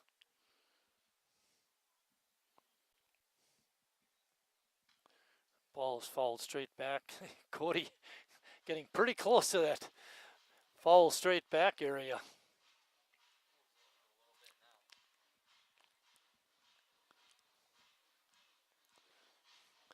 Kind of makes you wonder if he's trying to eye up, see if he can pick something from Recolytis' delivery or not.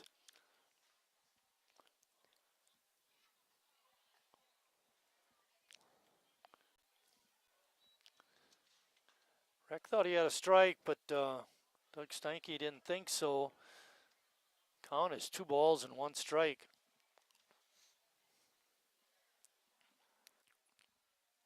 Timeout.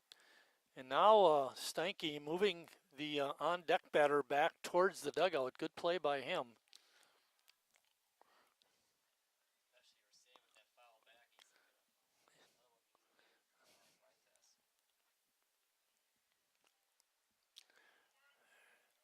There's a strike.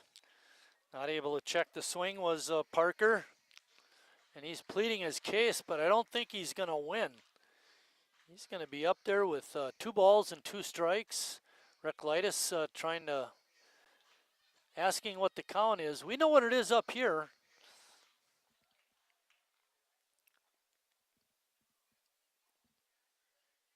Breaking ball call, strike 3. Great pitch, strikeout number 9.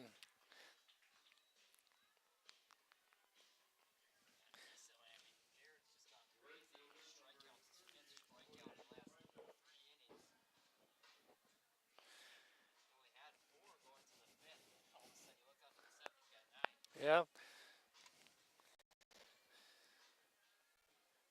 Cody Freitas is up. Cody's 0 for 2.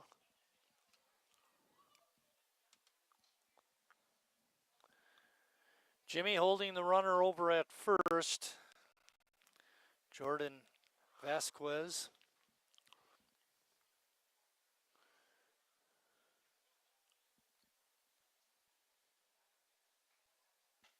Lombard is 2 for 2 in the ball game on stolen bases.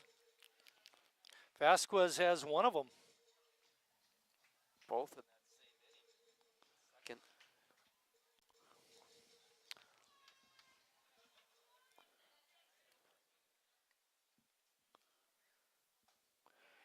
A good pitch up and in, and Freitas not able to catch up to that.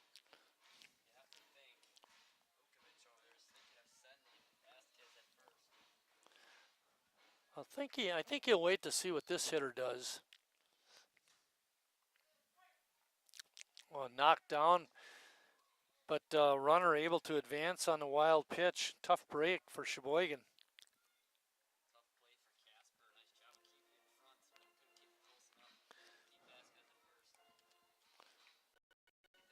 Vasquez was looking for the ball to get away, take that second base.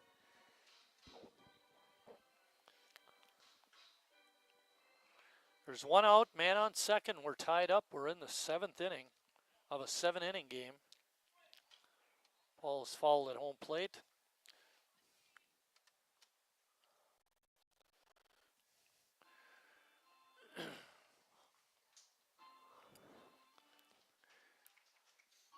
Jared Recolytis looks in for the sign.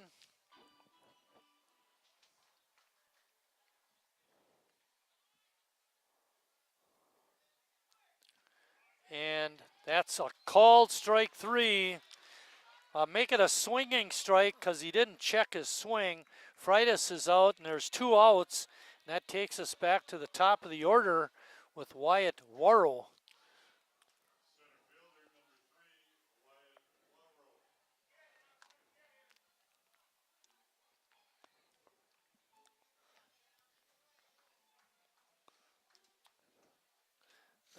Six pitches for Jared Recolytis.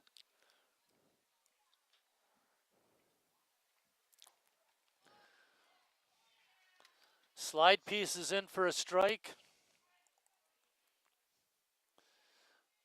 Vasquez still on second. There are 2 outs.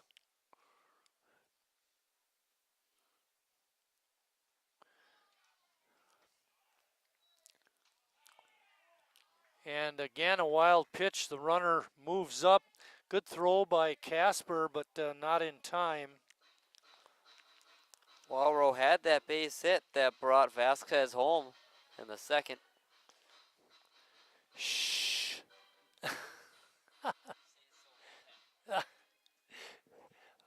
I hope you're a good luck charm, Lucas. You know, it'd be even better. A strikeout. Recolytis being the good luck charm.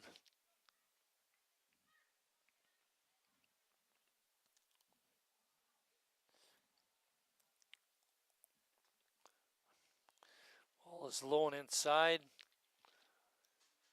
Count is 1-2.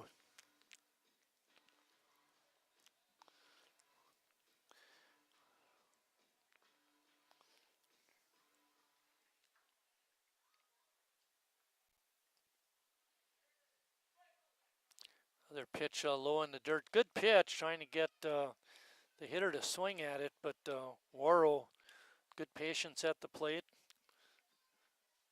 Count is now 2-2.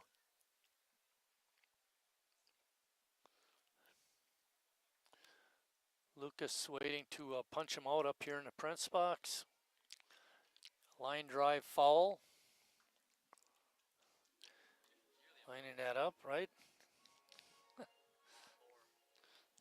What's the lawnmower?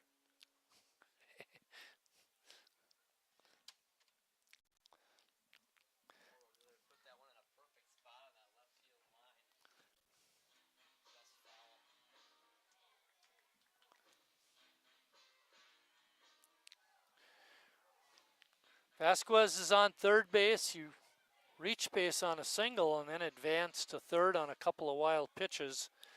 There are 2 outs in the inning.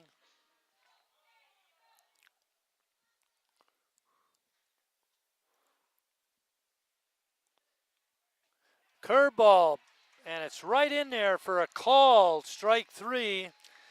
And Recolytis strikes out the side, and we're heading to the 7th. The score all tied at 2.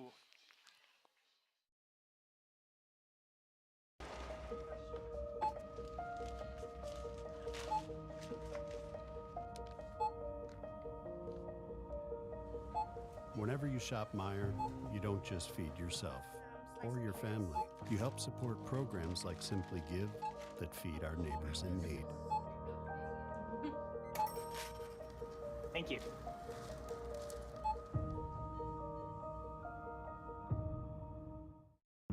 I grew up working in my family's supper clubs. This is where it started with us as far as the fish that we serve at Culver's today. We source the finest cod and batter each fillet by hand and always cook it to order. That beautiful golden brown color and flaky on the inside. The fish fry is a Midwest tradition. It's about families coming together. I love bringing this tradition to guests everywhere. Mom and Dad would be proud. Welcome to Delicious. Wingism number 1, the Flavor Saver.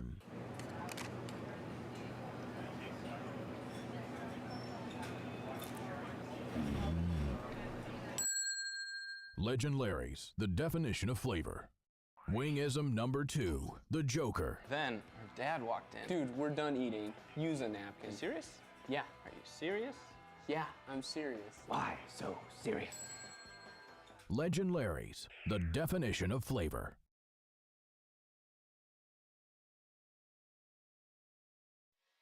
Mike Belbot on the mound for the Orioles. He replaces Trevor Fishman, who had a very strong 2-inning stint, not allowing any hits or runs. He walked 1, struck out 3. Let's see if the bottom portion of our order can produce a run. It's going to be Jimmy, Riley, and Cal.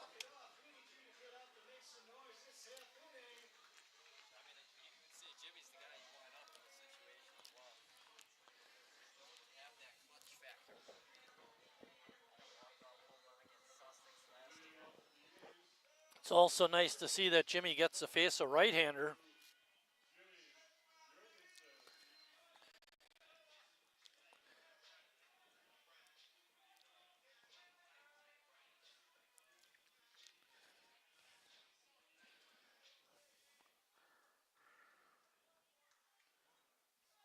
First pitch to Jimmy is in for a strike.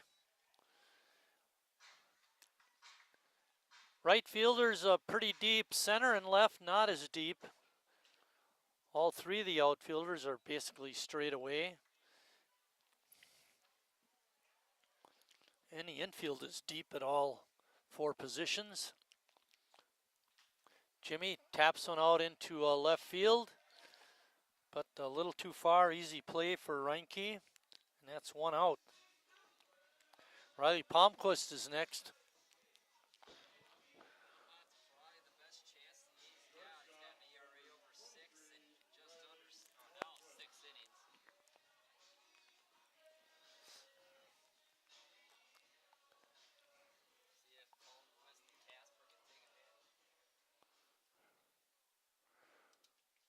Riley takes that first pitch outside for a ball. Riley's 0 for 2. Grounded to short and lined to second on a ball we both thought was going out to the outfield.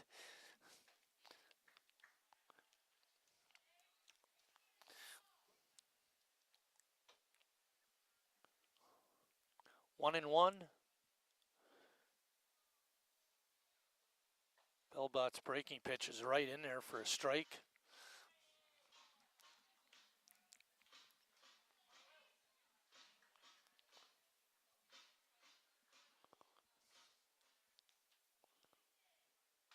Swing and a miss.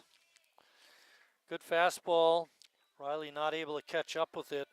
That brings up Cal Casper.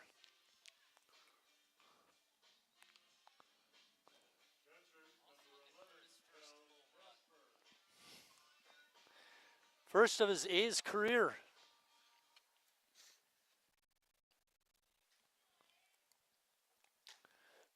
Pitch is outside for a ball.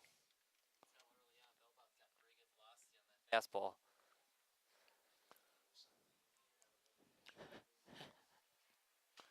Nothing unusual, of course. Yeah, ball fouled at home plate. Seemed like each of the pitchers that Lombard has used today have all had plus velocity on their fastball.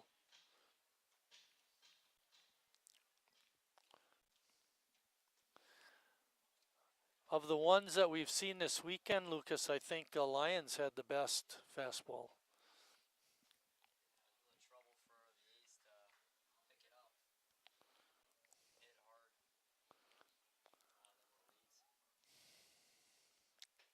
Breaking pitch is swung on and missed. And a quick 1-2-3 seventh inning. That takes us to the extra innings. Top of the eighth. It'll be...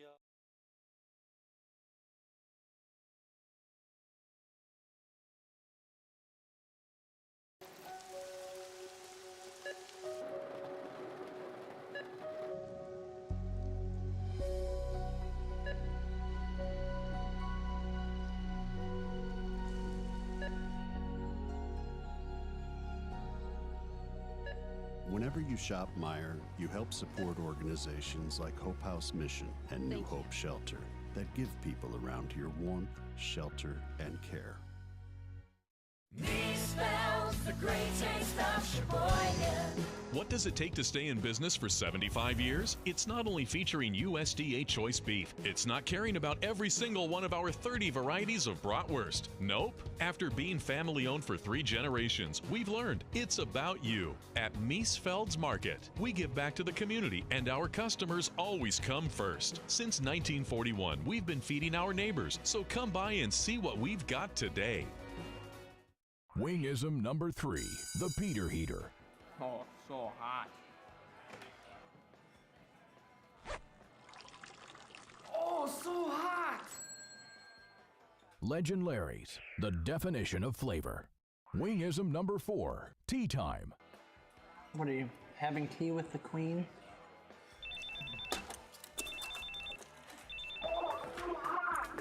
Hello. Nice. Legend Larry's, the definition of flavor.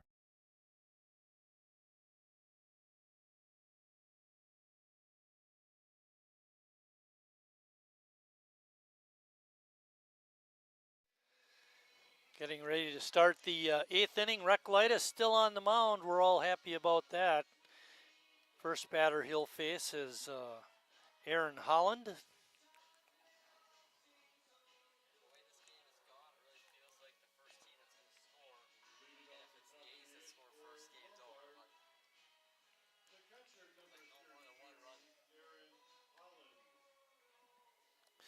You're dismissed. Wreck in the windup. Pitch is on the inside corner for a strike. Holland is 1 for 3 in the ball game.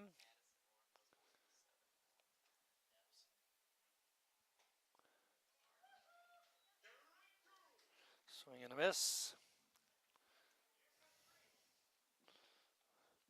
We have a score from around the league, Lucas.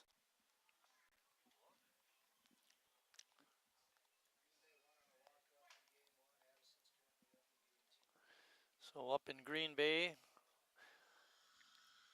the Blue Ribbons walked off Addison in the first game and are currently trailing in game 2. Ball in the dirt bounces away.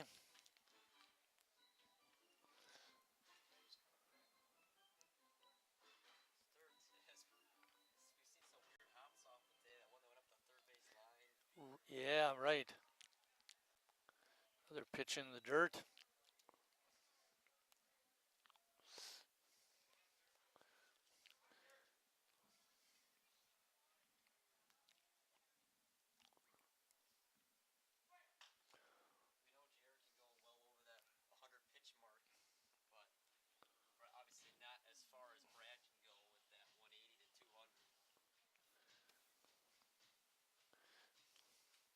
Big pitch coming up. You want to get this leadoff hitter.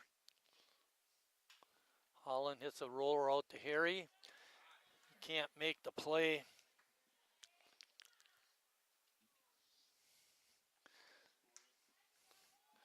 I don't know, I think a E5. It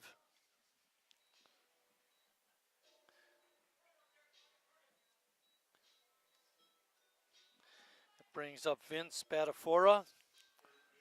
Vince 0 for 2.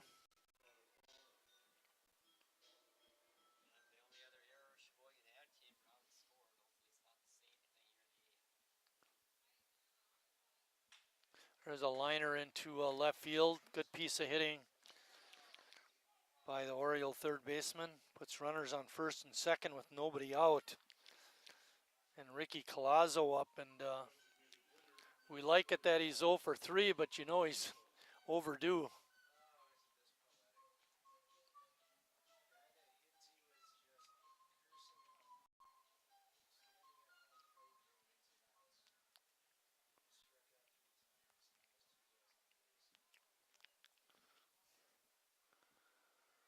Colazzo squares the bunt and takes it for a ball. You don't see it very often, you're right. Harry even with the bag. Jimmy on the grass over at first. Colazzo bunts that one foul.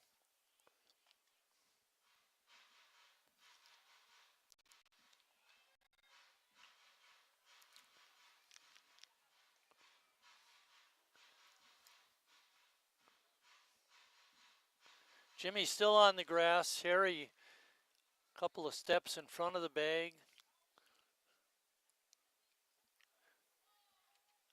Throw down by Casper is not in time. Colazzo taking that pitch. It was a ball. Makes the count 2-1.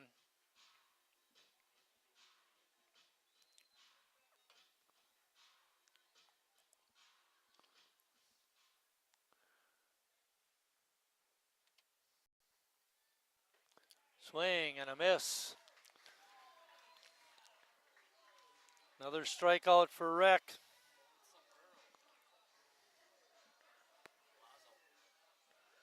Wow. Davis Colley's up.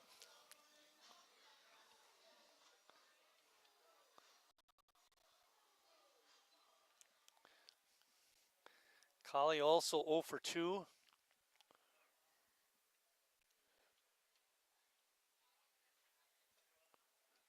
Good stop by Casper.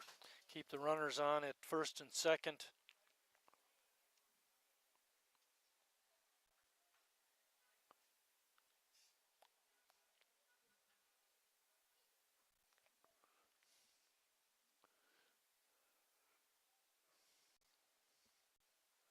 Riley trying to keep him close at second. Another strike.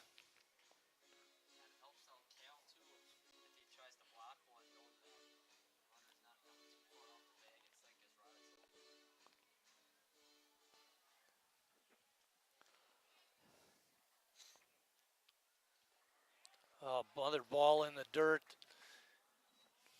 The runners are going to advance on the wild pitch.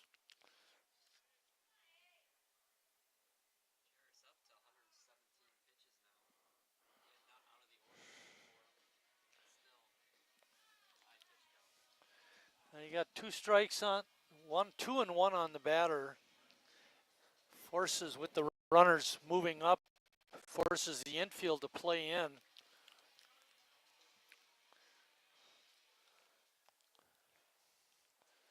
See if Recolytis can record his 13th strikeout. He's got 12. That pitch is in there for strike 2.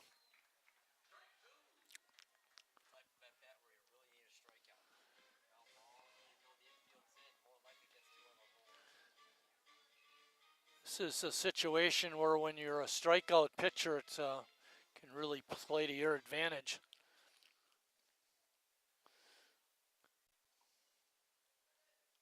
Colley swings and misses. Good fastball by Recolytis.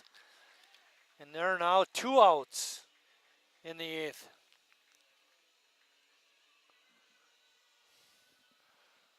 You mentioned it last inning, Recolytis in terms of strikeouts has been on fire the last 4 innings. He's had 2 or more strikeouts in now the last 4 innings.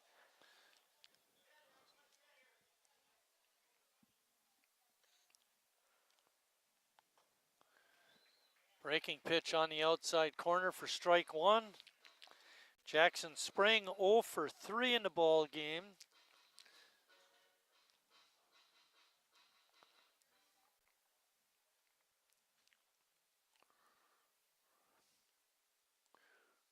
Good stop by Casper.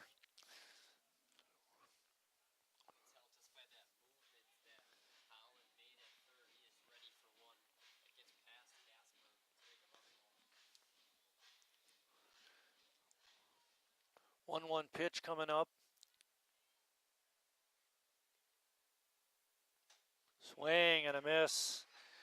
Spring not able to catch up with that fastball. Be interesting to see what Jared elects to do with this pitch. Count is 1-2.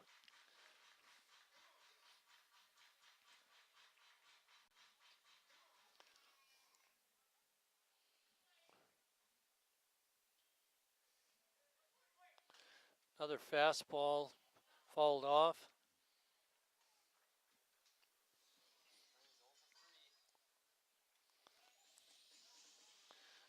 Struck out his last time.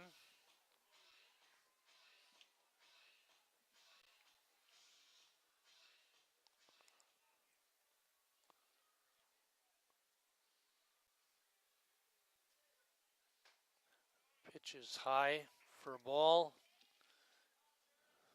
Evens the count at 2-2.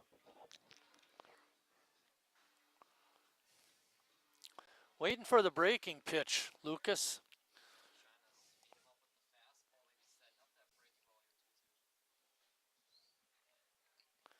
That ball in the dirt, it gets by Casper and a run scores. Oh my.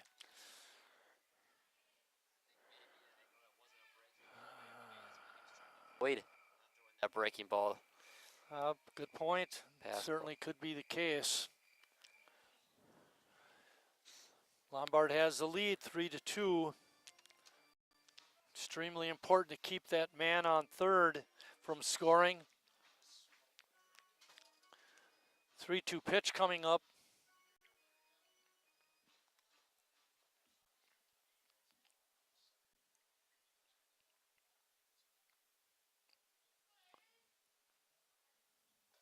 Swing and a miss. One pitch too late. Lombard scores a run in the top of the 8th. Sheboygan will need 1 to tie, 2 to win.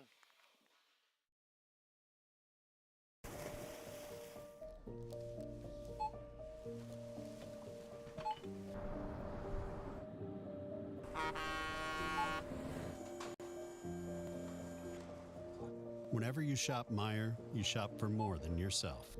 You help support sustainability in all our communities. Thank you. Today, tomorrow, and for years to come.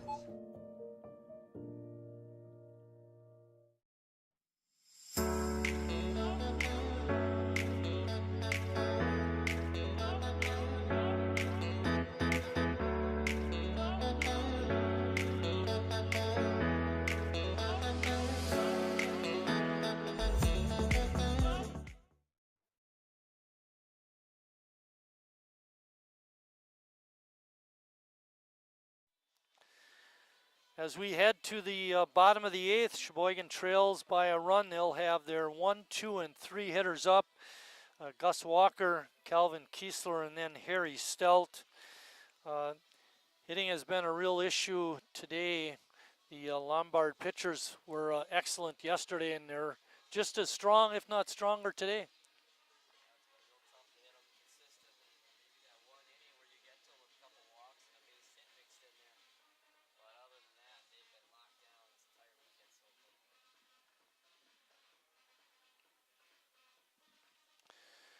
Belbot still on the mound. He had a 1-2-3 7th inning.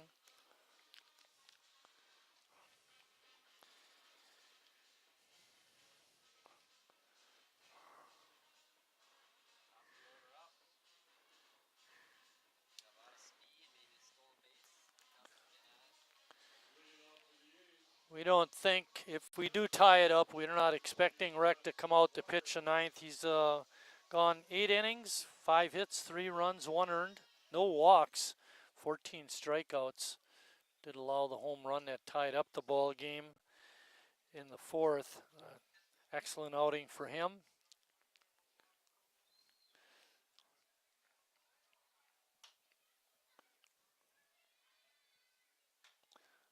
Belbot's pitches in for a strike. Evens count at 1-1.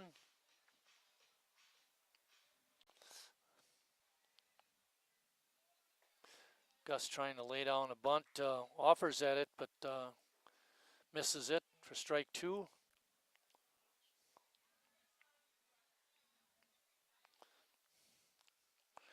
Gus is 1 for 2 in the ball game with a walk.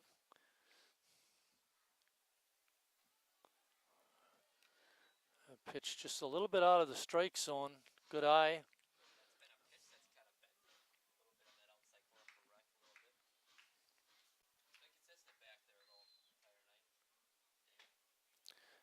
Pitch inside. Evens the count at 2-2. 3-2.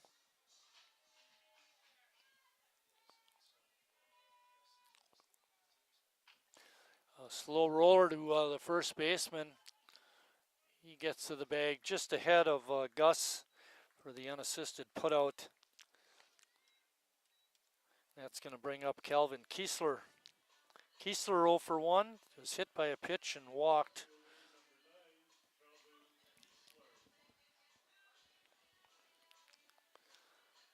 Kiesler came into the day with a very high .356 batting average.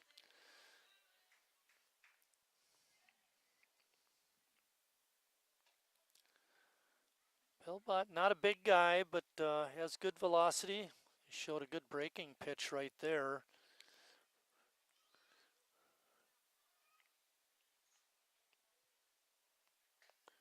Pitches inside and hits Kiesler.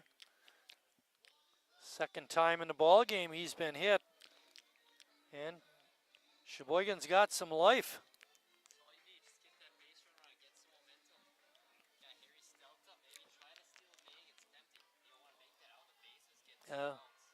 They also want that run scoring position. Harry 0 for 2. He was hit by a pitch back in the third. That forced in a run. Increased his RBI total to 19. Leads the ball club in that area.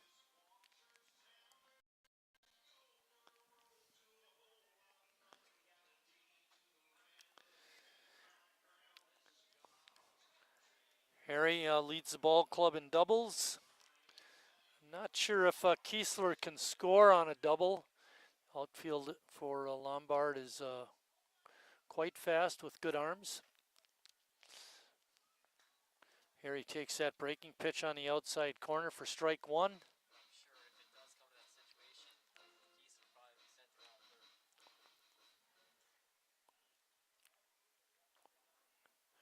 Harry with a good eye takes it low.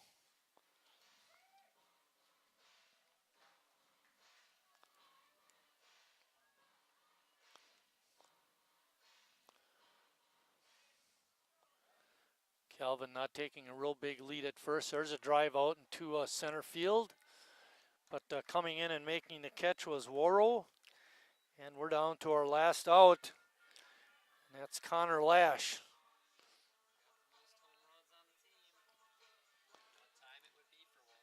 A walk-off would be great.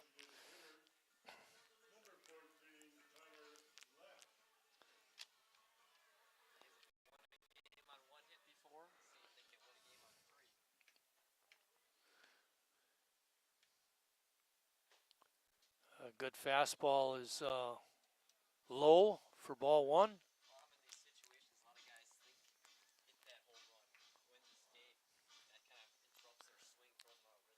Right, you're exactly right.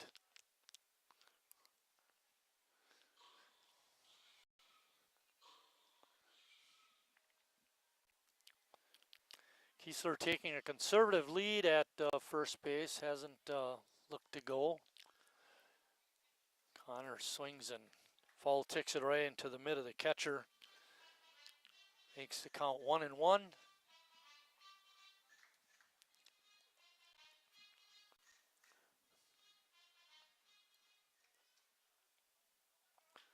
Line drive, base hit to left field. Kiesler making a smart play, holding up at second base. And that brings up Jacob Neese. Jacob, tough game for Jacob at the bat. He's looked pretty good in the field. Hopefully Jacob can break out of it right here. Alex Ames coming in to pinch run for Lash.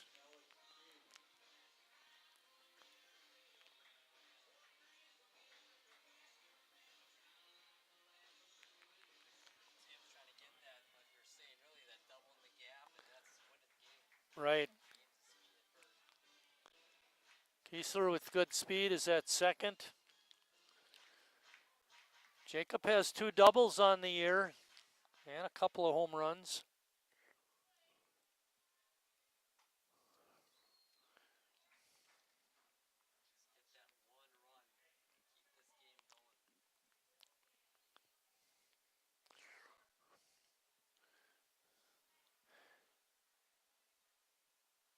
Jacob swings at that pitch and fouls it off.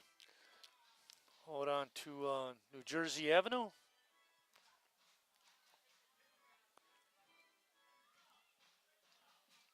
One and one is the count.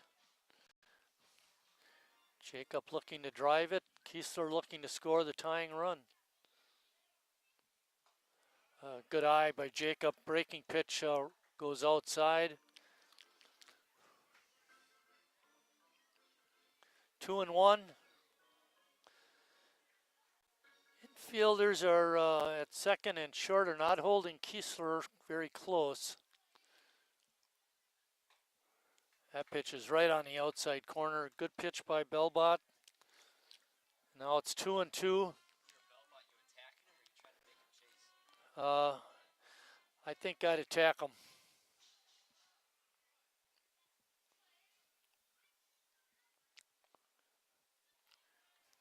Tried to get him to chase on the breaking pitch. Great stop by Holland.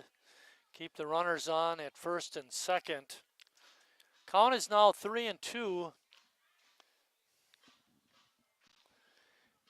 Jacob, the team MVP last year.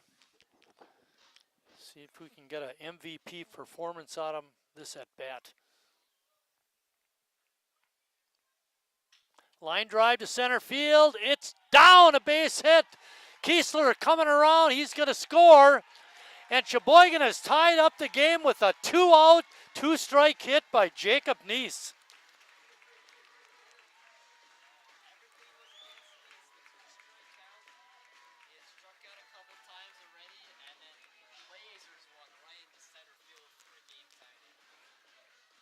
Great piece of running by Calvin Kiesler, too. Holland coming out to talk to his pitcher. Up next is Chase Hanselman. We got good speed at second in Alex Ames.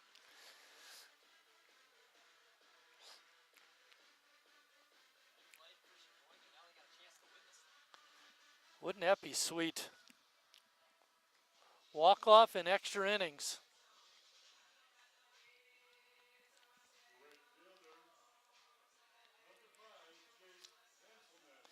Hanselman, well overdue. He's 0 for 3 in this game. Only has 1 hit in the 3 games.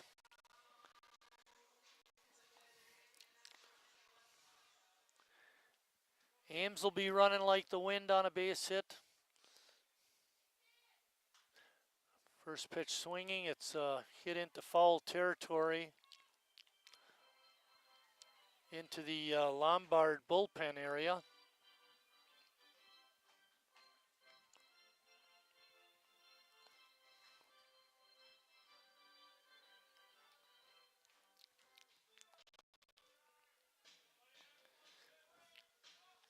Come on, Chase.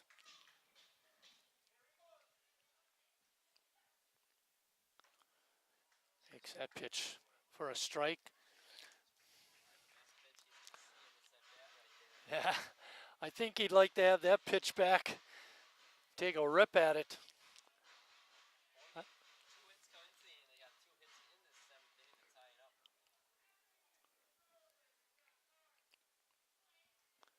Pitch is down low. Makes it count 1 ball and 2 strikes. I like Chase's approach on that first pitch, swinging away, trying to win the game. 1-2 pitch coming up by Belbot. Again, it's low.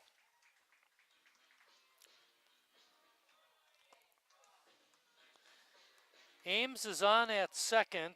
Jacob, with his game-tying hit, is on first. The important runner is Ames. He's the winning run.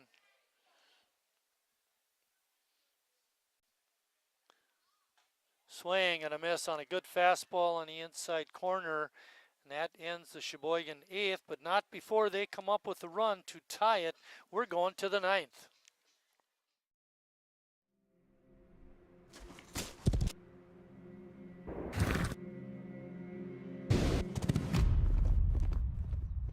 Let me tell you a story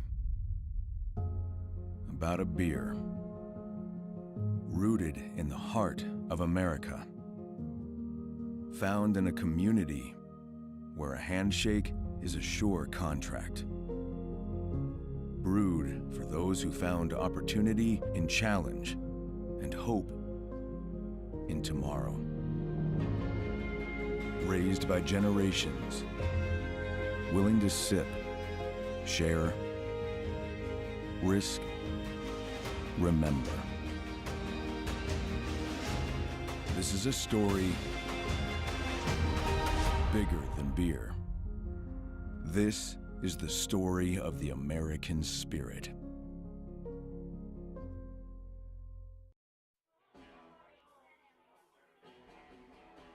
All right, guys, we got teriyaki, honey barbecue, and mild. Enjoy.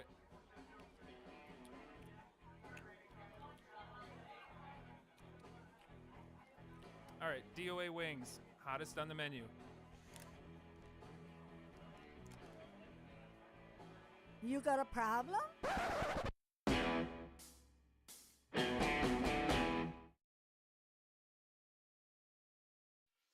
Sean Gavin on the hill for Sheboygan.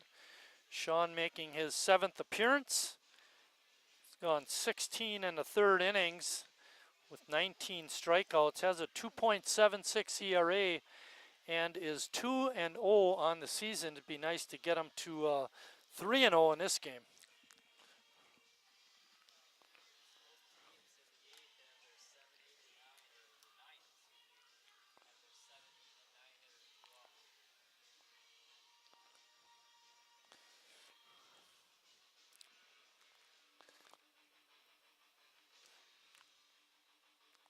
Jordan Vasquez is going to lead it off for Lombard. He singled his last time up and got all the way to 3rd base, but couldn't come home as Rec proceeded to strike out the next 3 batters.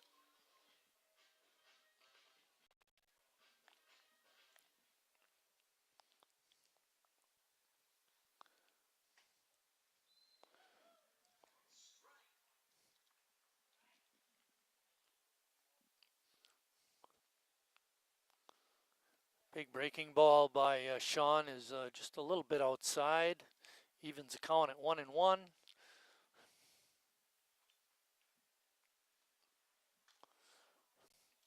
fouled straight back. Waiting on deck is Parker Reinke.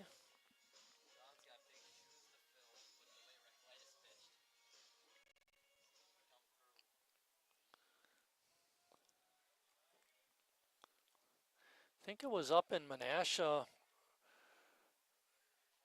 Gavin made his lone start and pitched a real nice game up there. We haven't seen him in a ball game in a while. He should be rested. 3-1 is the count. In his 16 innings, Sean has walked 5 batters.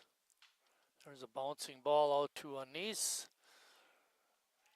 And 1 out. Too late, Lucas.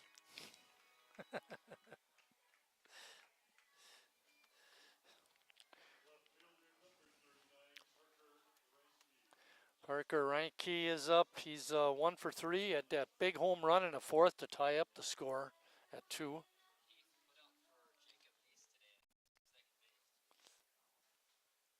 How many was that?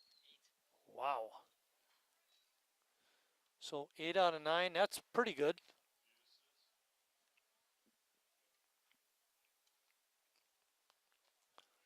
Good breaking pitch. Took a little something off, got it in the strike zone, and it's 1-1.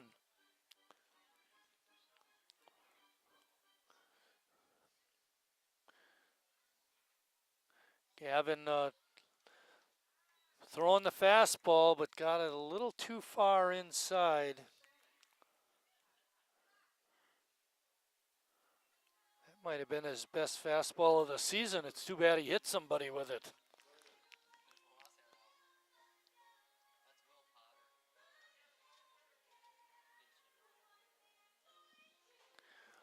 Will Potter is batting.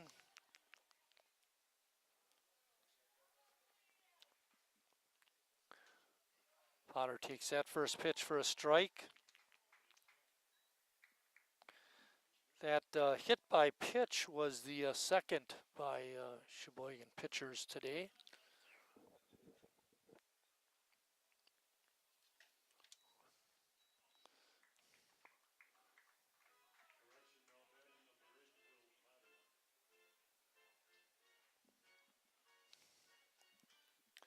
Potter saw action yesterday. He's a leadoff hitter in game 1. Did not have a hit.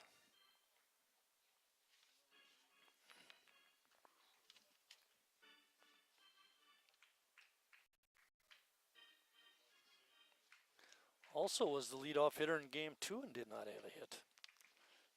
Let's keep it that way. Bouncing ball through into right field. Racing around to 3rd is Reinke. So Potter comes in, pinch hit, single, And he puts runners at first and third with only one out. And Wyatt Warrow, the leadoff hitter, up.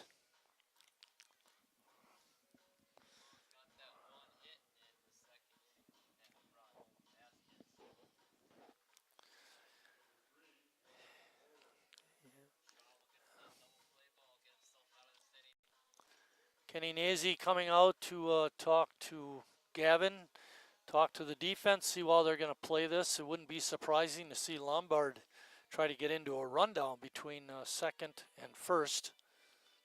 Steal a run.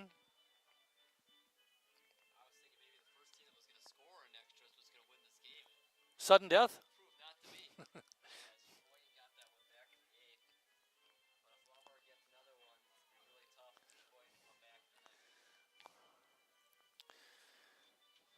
Be interesting if Vukovic would allow Bilbot to pitch. So far in the ball game, David Cox, the starter, went 2 1/3. George Eisenhart went an inning and 2/3. And then Trevor Fishman, who looked very good, only went 2 innings. Bilbot has gone 2. Be interesting to see if he goes a third. Plus, he wasn't that effective in the second inning.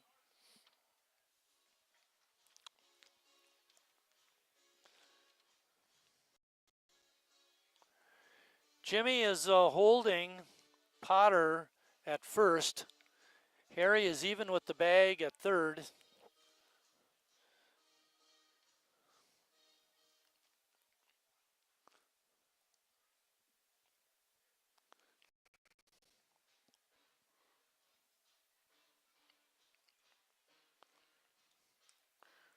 Oro struck out his last time up.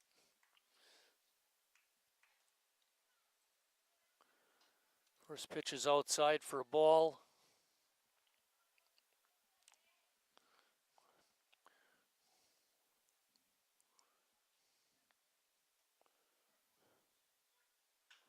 Ball is hit out to left field, deep, making the grab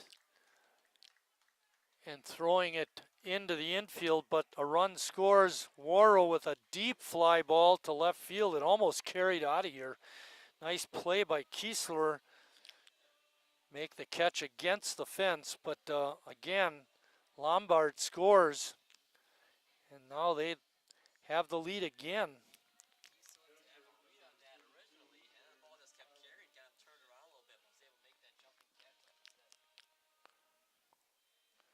Aaron Holland up.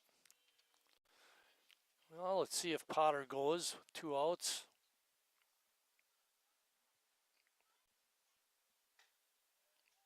First pitch is a breaking pitch, but it stays up high. Potter had a pretty nice lead at first.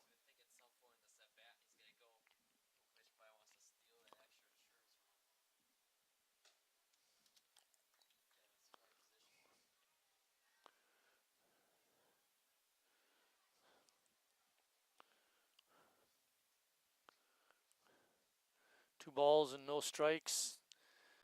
Gavin comes set and delivers. Breaking pitch in there for strike 1.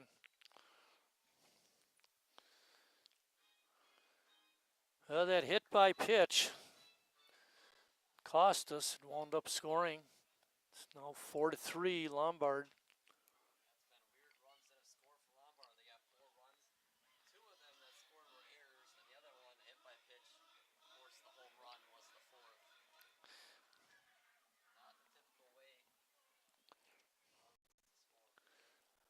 I look for Potter to be running. He's got a good lead over there at first. Not going. Another foul ball.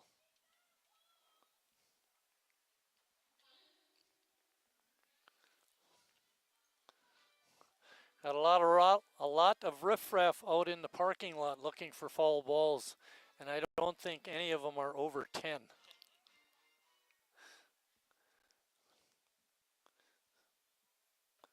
Pitch is outside. There's 2 outs. We're in the top of the 9th inning of what was supposed to be a 7-inning ball game. 3-2 pitch coming up to Holland.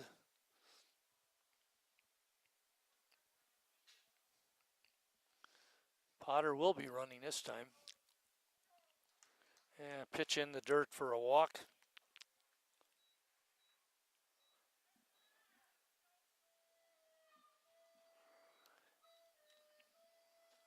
Then Spadafora up.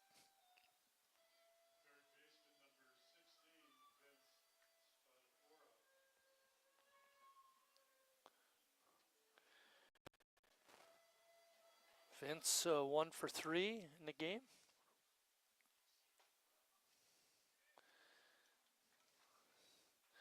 Gavin firing that first fastball right down 8th Street for strike 1.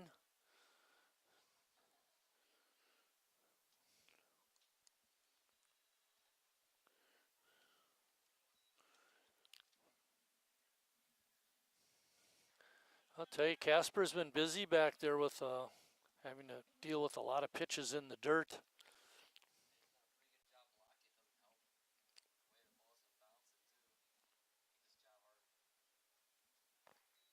Smothers that low pitch, keep it in front. Keep the runners on at first and second. Count is 2-1.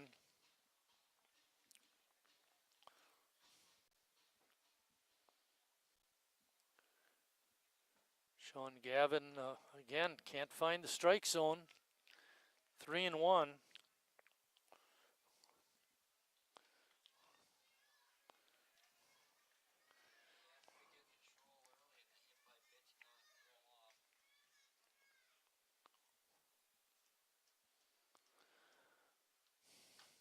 Ball is fouled at home plate, and Spadafora goes down. Got hit on. Was on the knee. I'll tell you, the guy I don't look forward to seeing if he gets up to bat is Collazo. He's better than the 4 strikeouts he has, and let's get Spadafora to hit a ground ball. He can't run anymore.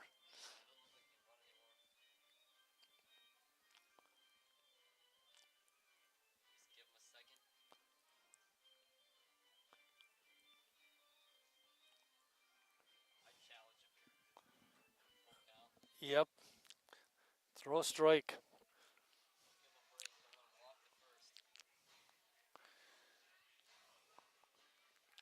Potter's on at second. Holland is over at first. They're the base runners. Breaking pitches in the dirt.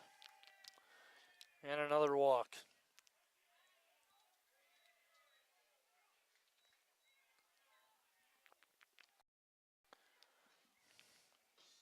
Collazo up.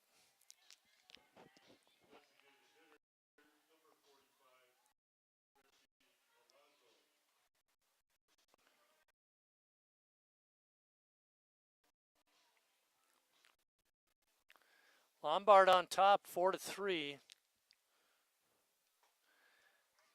Cannot allow them any more runs. And Gavin starts it off with a walk. And Vukovic is going to bring in a pinch runner for Spadafora.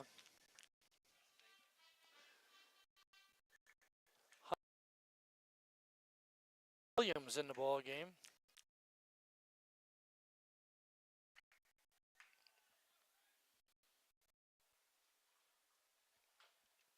Ball is fouled at home plate.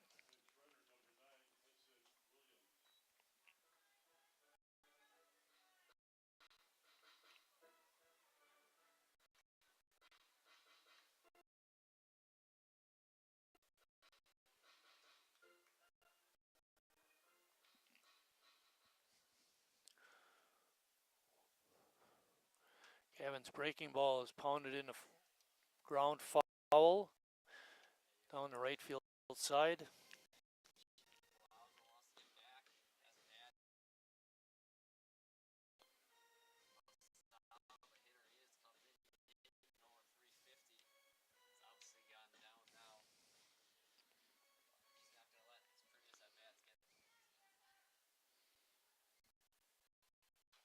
Breaking ball again, fouled. Count is 1-2. We have 2 outs. The bases are loaded. And Lombard has scored a run. They lead 4-3.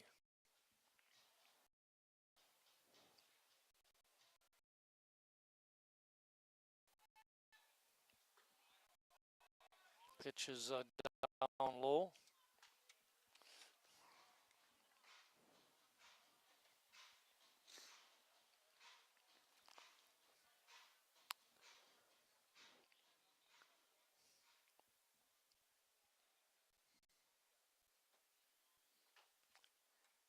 Another ball bounce foul. Colazo hanging in there. Gavin's thrown a couple good challenge pitches in the zone, trying to make Colazo make a play.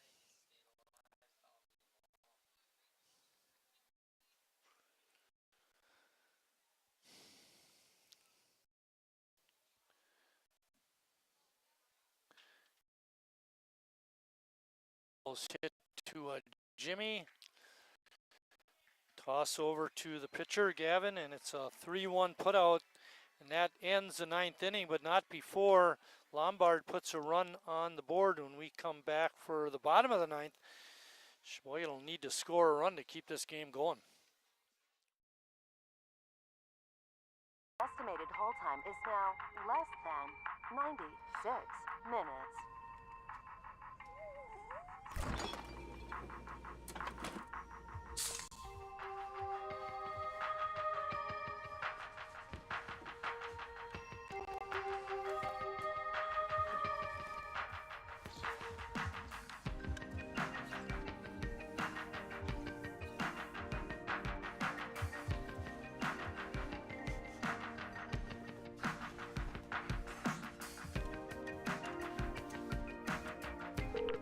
We thank you for your patience.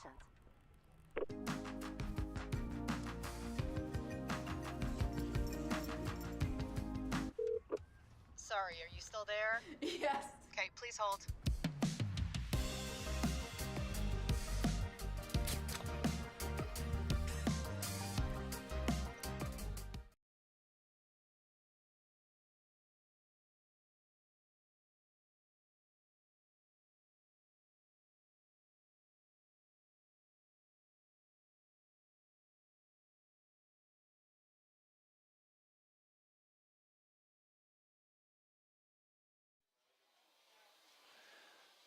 Back at Wildwood Park, getting ready to start the bottom of the 9th inning. It'll be Jimmy Jurgensen leading off, followed by Riley Palmquist and Cal Casper. New pitcher for Lombard. We do not have a name on that young man. Lucas went down to find out who's pitching, but we need a run.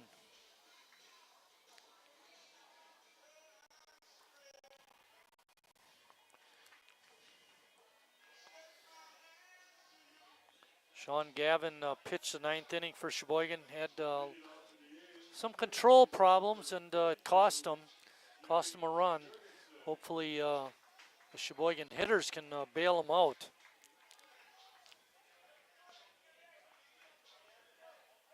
Jimmy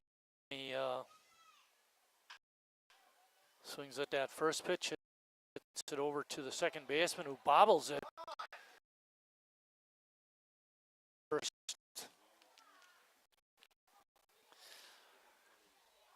Spring staying with it, and got his man.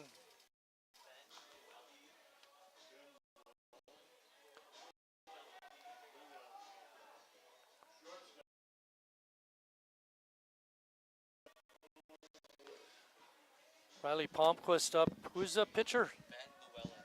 Ben Llewellyn now pitching. Breaking pitch inside.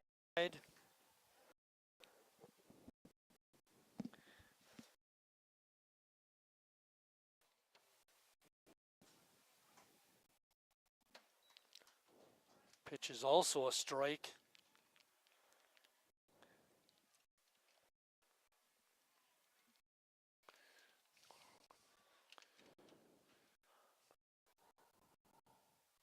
Riley looking for his first hit of the ball game.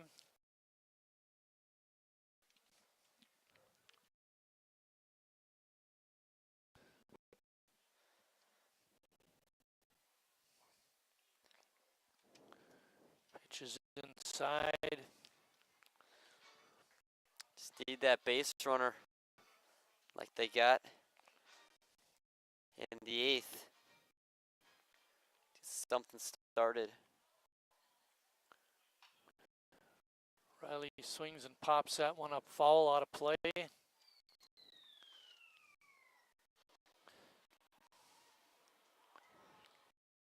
Looks like we have a pinch hitter on deck.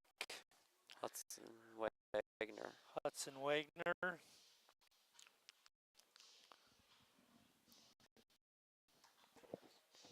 Wagner's on deck.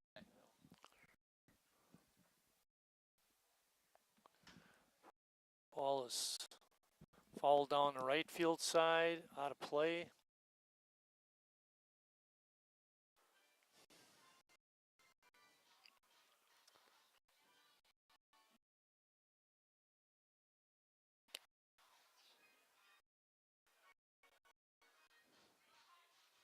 Definitely not the shortest game for a 7-inning game, but it's been a really good game, back and forth.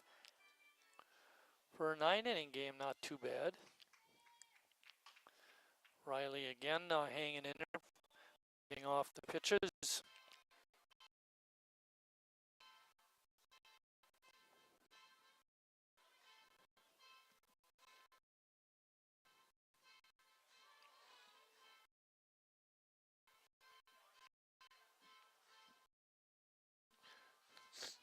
And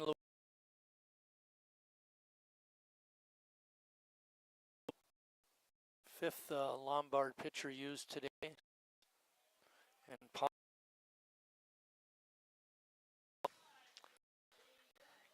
is on base for Hudson Wagner.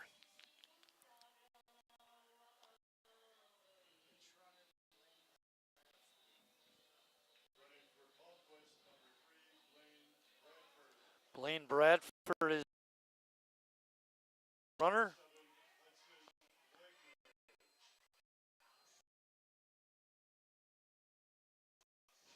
Hudson Wagner up to hit.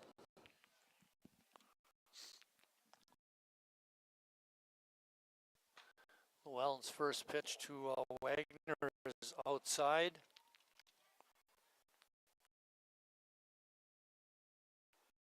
Again, the A's got that tying run on. Ball bounce to third, spot of 4 has got it, over to second for 1. Relay, not in time.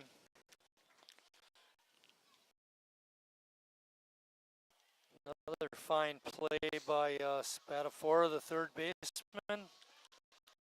He's been a factor in the ball game, that's for sure. I think that's the guy who pinch ran for him.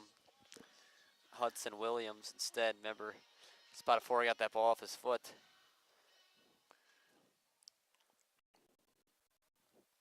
That's right. It is a different fielder over there. Williams stays in and goes to third.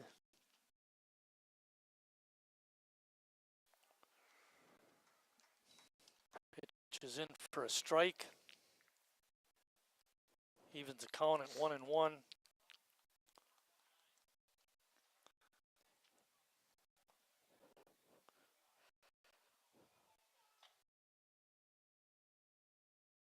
The catcher Holland. Pitch.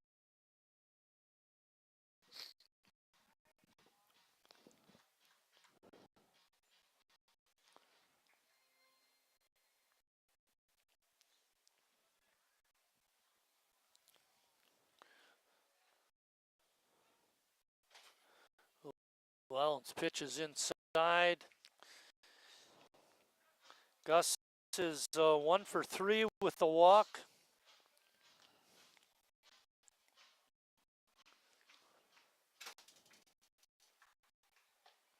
And ball 4. Another walk. Llewellyn has walked 2 A's hitters. Now it's up to Calvin Kiesler.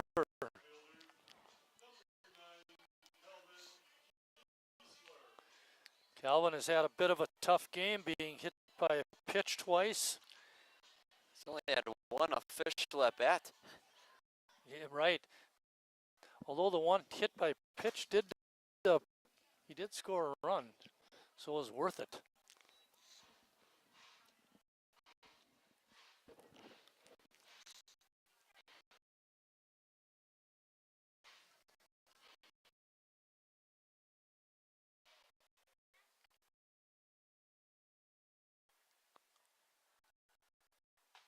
Pitch is up high. Gus is at first base. Hudson Wagner is out at second base. He's the key run. He's the tying run. And then once we get him home, we want to get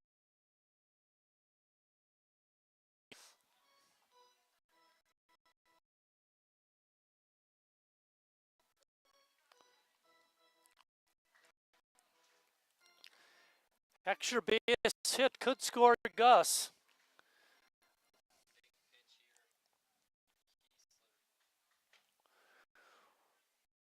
One thing that will help the runners is there are 2 outs, so any contact they can be running.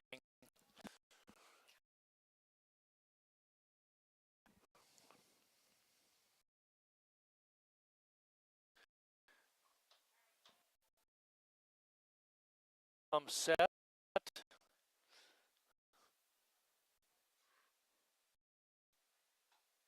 Pitch is outside.